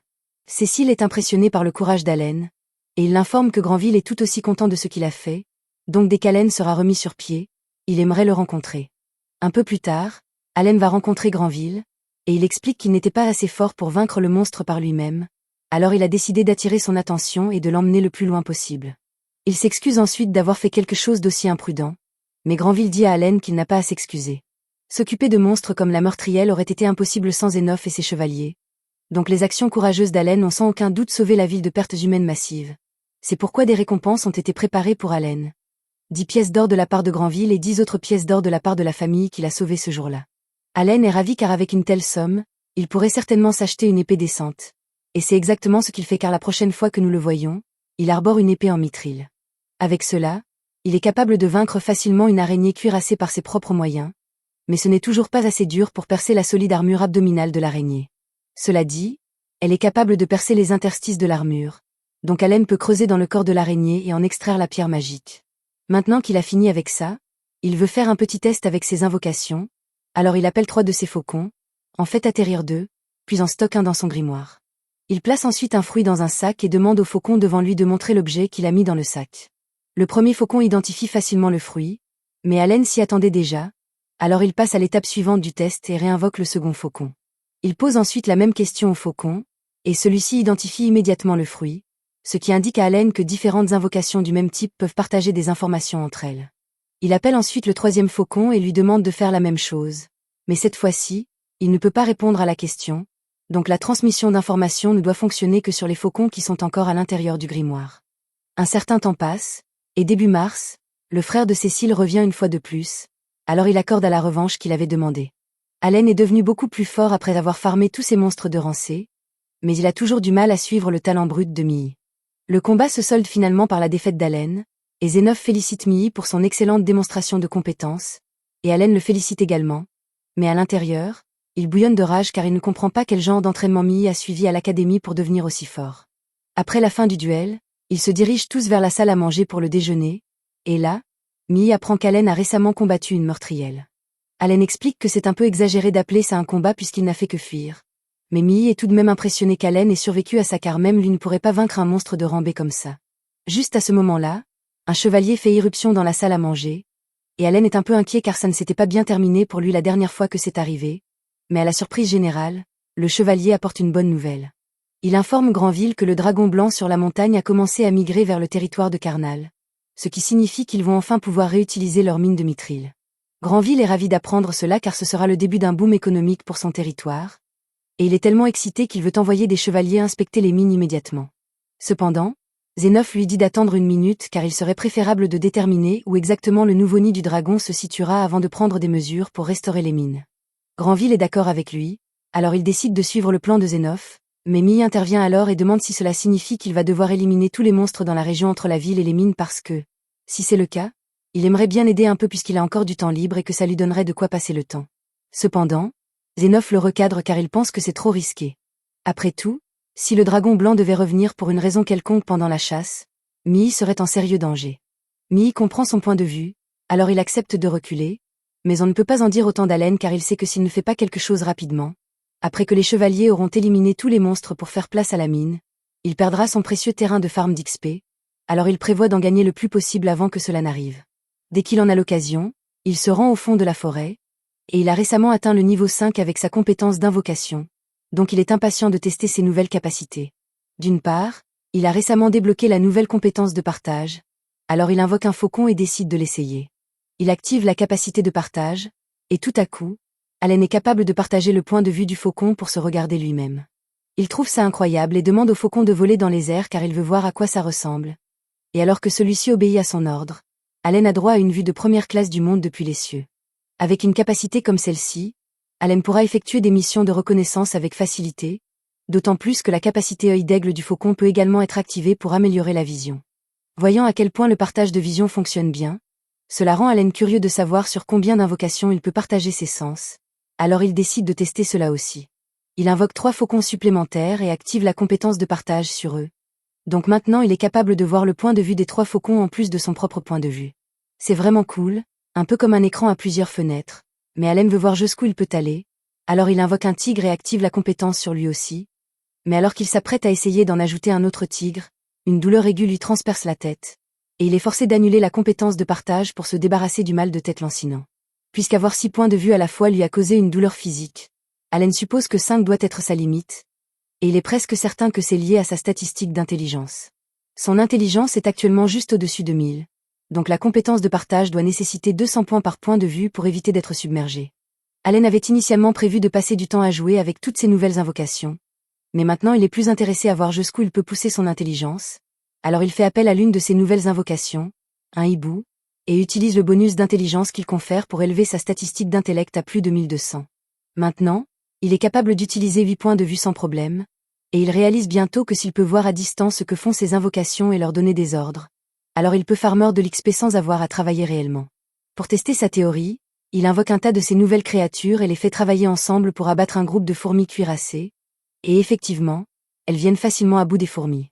Avec cela, Allen n'aura pas à s'inquiéter de perdre son excuse pour chasser, alors il donne des ordres à ses invocations et leur dit de ne jamais attaquer les aventuriers humains, même si les aventuriers les attaquent en premier, car il préfère ne pas être responsable d'un homicide. Après cela, il se prépare à quitter la forêt, mais juste à ce moment-là, il réalise qu'il y a encore une façon d'appliquer sa vision partagée. Il envoie un de ses oiseaux jusqu'au village de Krina pour prendre des nouvelles de tout le monde, et à travers ses yeux, il peut voir que tout le monde va bien. Krina et les autres s'entraînent, Rodin travaille dans les champs, et sa mère tresse les cheveux de sa petite sœur. C'est un soulagement de revoir leur visage, même si ce n'est qu'à travers l'oiseau, et il prévoit de leur rendre visite en personne éventuellement. Mais pour l'instant, Allen fait déposer une pièce d'or par l'oiseau pour eux avant de partir. 6 mois s'écoulent, et Zénoph et ses chevaliers ont réalisé des progrès constants dans la reprise des mines. Mais malheureusement, Zénoph a informé Granville que cela prendrait beaucoup plus de temps que prévu car, pendant que les mines de Mithril étaient laissées à l'abandon, elles ont été envahies par des monstres. En plus de cela, les villages environnants, qui servaient de raffinerie de Mithril, ont également été envahis par des monstres. Il estime qu'il faudra au moins 3 ans pour reconquérir toutes ces régions. Granville est choqué d'apprendre cela, alors il supplie Zénoph d'essayer de terminer cela dès que possible parce qu'il ne peut pas attendre aussi longtemps. Allen trouve un peu étrange que Granville soit si impatient, mais ensuite il surprend Granville demandant à Zénoph s'il a des informations sur ce que Carnel a fait ces derniers mois. Pour autant que Zénoph le sache, Carnel a tenté de continuer l'exploitation minière même si le dragon était retourné de son côté, et finalement, tout l'équipage minier en a souffert car ils ont été réduits en cendres dès que le dragon les a repérés. Il est peu probable que Carnel puisse poursuivre ses opérations minières dans les conditions actuelles, mais Granville demande à Zénoph de rester très vigilant car on ne sait jamais quelle astuce Carnel pourrait utiliser cette fois. Allen ne comprend pas vraiment de quoi il parle, mais il ne s'en soucie pas particulièrement car, au cours des 6 derniers mois, il a cultivé de l'XP sans arrêt avec ces monstres. Après avoir eu 12 ans, il prévoit d'arrêter d'être serviteur ici et d'aller s'enregistrer comme aventurier. Mais c'est encore dans 2 ans, donc d'ici là, il prévoit de continuer à éliminer autant de monstres que possible avant que les chevaliers ne les éliminent. Dans ce but, dès qu'Allen en a l'occasion, il se rend dans la forêt et localise un village envahi par des gobelins. Normalement, il laisserait le village gobelin intact et les laisserait réapparaître pour pouvoir cultiver de l'XP plus efficacement. Mais il a vu Gobelin Slayer, donc il sait tout sur les choses horribles que les gobelins font ici.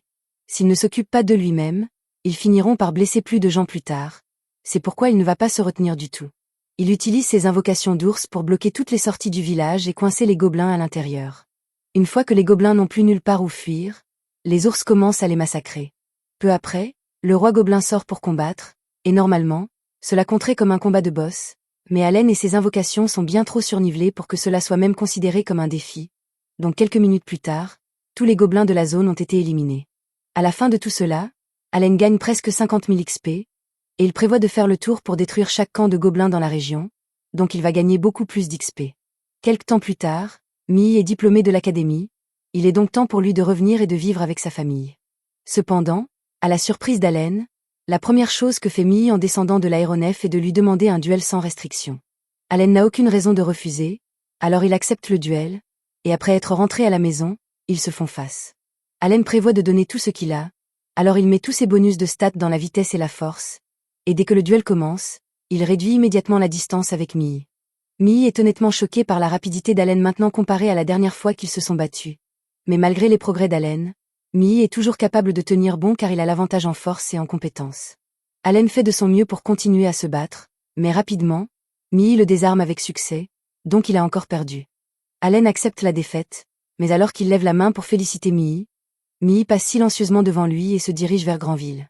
Granville dit qu'il est fier de voir à quel point Mii est devenu fort durant ses années à l'académie, et il dit qu'il est la fierté et la joie de la famille Granville, ce qui rend ce qu'il doit faire d'autant plus déchirant. Mii s'approche alors de Cécile et Thomas et leur dit qu'il a de mauvaises nouvelles. Il dit qu'il doit aller remplir le devoir d'un noble, donc il va être absent pendant un certain temps. Cécile est déçue d'apprendre cela et demande à Mii ce qu'il va faire, mais malheureusement, Mii n'est pas autorisé à partager cette information. Il lui assure qu'il reviendra dans 3 ans, et entendre que Mii va être absent si longtemps rend Cécile encore plus triste car elle avait hâte de passer du temps avec lui. Allen a très peu de contexte sur cette situation. Mais d'après ce qu'il peut comprendre, le devoir d'un noble doit être une tâche horrible que tout noble surdoué est tenu d'accomplir à un certain âge. Un peu comme nous devons tous aller explorer des grottes seuls, sans équipement, un jour, vraiment tragique. Le lendemain, Mii est sur le point de partir pour accomplir son devoir, et après avoir dit au revoir à sa famille, il se dirige vers sa calèche. Alors qu'il s'apprête à monter à l'intérieur, il se penche vers Allen et le supplie de veiller sur Cécile pour lui pendant son absence, et Allen accepte instinctivement. Après cela, Mii part, et Allen est un peu curieux à propos de toute cette histoire de devoir de noble, mais pas suffisamment curieux pour être prêt à fouiner, donc il laisse tomber. 1 an plus tard, Allen a fait des progrès significatifs dans sa quête pour éradiquer tous les camps de gobelins de la forêt, et il décide de passer au camp d'orques. Maintenant, les orques sont peut-être plus forts que les gobelins, mais globalement, ce n'est pas vraiment un défi pour Allen et ses invocations. Ils coordonnent bien leurs actions pour faire face aux attaques des orques, et Allen est vraiment content de la façon dont les choses se passent, mais il aimerait bien qu'il y ait un moyen pour lui de savoir combien de points de vie il reste à ses invocations. Parce que même s'ils peuvent se battre sans se fatiguer, si les dégâts qu'ils subissent dépassent un certain seuil, ils disparaissent simplement sans avertissement. Cependant, dans une situation comme celle-ci, ce n'est pas un énorme problème car Allen pourrait toujours invoquer plus de monstres. La bataille semble bien se passer pour Allen, mais soudainement, il aperçoit un sort se diriger vers lui, alors il se dépêche et demande à ses 2 chevaliers de le protéger. Il bloque avec succès l'attaque, mais Allen se demande toujours d'où la magie a pu venir, alors il regarde en arrière et aperçoit 3 orques brandissant des sceptres magiques. C'est la première fois qu'Allen affronte un adversaire capable d'utiliser la magie, et il doit admettre que c'est vraiment pénible. Ces sorts de boules de feu font beaucoup de dégâts, donc si ces orques continuent d'attaquer, ce n'est qu'une question de temps avant que l'armée d'Allen ne soit décimée. Il ne peut pas laisser faire ça, alors il sort une bille d'acier et la lance droit sur l'un des orques, lui transperçant la tête. Allen est ravi de découvrir qu'il est assez fort pour éliminer ces idiots en un coup, mais avant qu'il ne puisse lancer une 2e bille d'acier, il réalise que les autres orques ont commencé à se cacher derrière les rochers pour éviter d'être anéantis. Donc, ils sont peut-être un peu plus intelligents qu'Allen ne le pensait. Un des mages orques court vers le roi ORC pour l'informer de ce qui se passe, et pendant ce temps, à l'extérieur, toute la puissance de l'armée ORC s'abat sur Allen. Il y en a beaucoup plus qu'Allen ne s'y attendait, mais il a énormément de pierres magiques de rang et en stock après son génocide de gobelins, donc il peut invoquer jusqu'à 20 000 ours s'il le veut, et c'est pourquoi il est sûr qu'il va finir par gagner. Cependant, au moment où Allen reprenait le contrôle de la situation, le roi ORC fait soudainement son apparition. Celui-ci est un monstre de rang B, donc ça va être un défi important pour Allen. Il commence par envoyer 2 ours pour le combattre, mais le roi ORC tranche facilement les 2 d'un seul coup. Allen réalise qu'il a peut-être sous-estimé la puissance d'un monstre de rang B, alors il décide d'essayer d'invoquer quelques ours supplémentaires pour voir s'il peut le submerger. Malheureusement, chaque fois qu'il en invoque plus, ils sont immédiatement éliminés par le roi ORC avant même d'avoir une chance d'attaquer. Allen ne va pas pouvoir continuer comme ça indéfiniment, et pour empirer les choses, il doit toujours faire face aux mages restants. En parlant de ça, l'un des mages lance une boule de feu directement sur Allen, Et bien qu'ils parviennent à faire bloquer la plupart des dégâts par ses chevaliers, c'est finalement trop pour eux, donc ils disparaissent, laissant Allen subir seul la chaleur extrême. Il est projeté en arrière par une autre attaque des mages, et cela lui coûte une quantité significative de PV. Il se soigne rapidement avec une potion de PV et commence à réfléchir à un moyen de gérer la situation. Mais peu importe combien il y pense, il n'y a littéralement aucun moyen pour ses invocations de vaincre le roi ORC, donc il est complètement à court d'options. Alors qu'il est sur le point d'abandonner et envisage de s'enfuir, Zénoph apparaît soudainement à côté de lui. Il dit qu'il a entendu tout ce vacarme et qu'il est venu dès qu'il a pu pour enquêter. Quand il demande à Allen ce qui se passe, Allen explique qu'il essayait juste d'éliminer ce camp d'orques quand les choses ont un peu dérapé. Allen réalise alors qu'il ne peut pas laisser Zénoph voir ses invocations, alors il les désinvoque toutes. Mais pour être honnête, cela semble probablement encore plus suspect, et il n'a aucune idée de comment il va expliquer ça sans se faire démasquer. Cependant, à sa grande surprise, Zénoph ne le questionne pas du tout au sujet des invocations et dit simplement qu'il va s'occuper du roi ORC. Pendant qu'il fait ça, il dit au vice-capitaine Lebrun de s'occuper des Majorques. Alors que Zénoph se prépare à affronter le roi ORC, le monstre abat lourdement son arme sur lui, mais Zénoph part facilement l'attaque, tout en restant parfaitement calme. Allen est étonné que Zénoph soit capable de gérer des coups d'un adversaire 2 fois plus grand que lui, mais Lebrun lui dit que c'est à peine un échauffement pour Zénoph parce qu'il est connu pour être un costaud. Lebrun se prépare alors à éliminer les Majorques avant qu'ils ne puissent attaquer à nouveau. Après les avoir localisés, il charge sa capacité spéciale et lance une attaque perçante qui laisse l'un d'eux ressemblant à Toji après sa rencontre avec l'élu. Il finit ensuite les autres Majorques ainsi que le reste des soldats orques d'une manière similaire. Pendant ce temps, du côté de Zénoph, il tranche habilement le roi ORC en deux en l'espace de quelques secondes. Plus tard dans la nuit, Allen rejoint Zénoph au camp, et pendant le dîner, Zénoph mentionne que peu de temps après qu'Allen soit devenu serviteur du domaine Granville, il y a eu des rapports faisant état de carcasses de monstres apparaissant partout dans la forêt. Il n'a pas été difficile de réduire le nombre de suspects possibles, et à en juger par les capacités d'Allen, Zénoph suppose qu'il n'est pas dépourvu de talent après tout. Allen réalise que sa couverture est grillée, surtout quand Zénoph lui demande si ces monstres qu'il contrôlait font partie de ses capacités.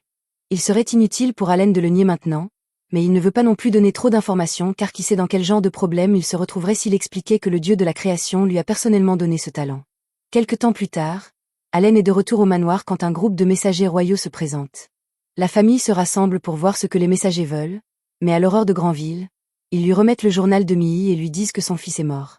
Granville n'arrive pas à y croire car cela n'a fait que 6 mois, donc il n'aurait pas été possible pour Mii de mourir si vite à moins qu'il ne l'ait intentionnellement envoyé comme chair à canon parce qu'il était le fils d'une famille noble de barons. Les messagers royaux ignorent complètement Granville et sortent car ils ont d'autres mauvaises nouvelles à annoncer à d'autres familles, laissant tout le monde dans la pièce dévastée, surtout Cécile, qui n'arrive pas à croire que son frère soit vraiment mort. Tout le monde au manoir passe la journée à pleurer Mii parce qu'ils tenaient tous vraiment à lui, et ils pensent qu'il est cruel qu'un jeune de 15 ans ait été forcé de faire face à un destin si dur, mais c'est ainsi que cela a toujours été. De temps en temps, une famille noble doit offrir l'un de ses enfants surdoués pour le service, et la plupart du temps, ils finissent par mourir. Cécile ne peut pas supporter une réalité aussi dure, alors pendant que personne ne regarde, elle sort par sa fenêtre et s'enfuit, ce qui rend tout le manoir fou à sa recherche, et Allen doit la trouver avant qu'il n'arrive quelque chose de grave. C'était la fin de l'épisode 10. Abonnez-vous pour ne pas manquer la prochaine partie.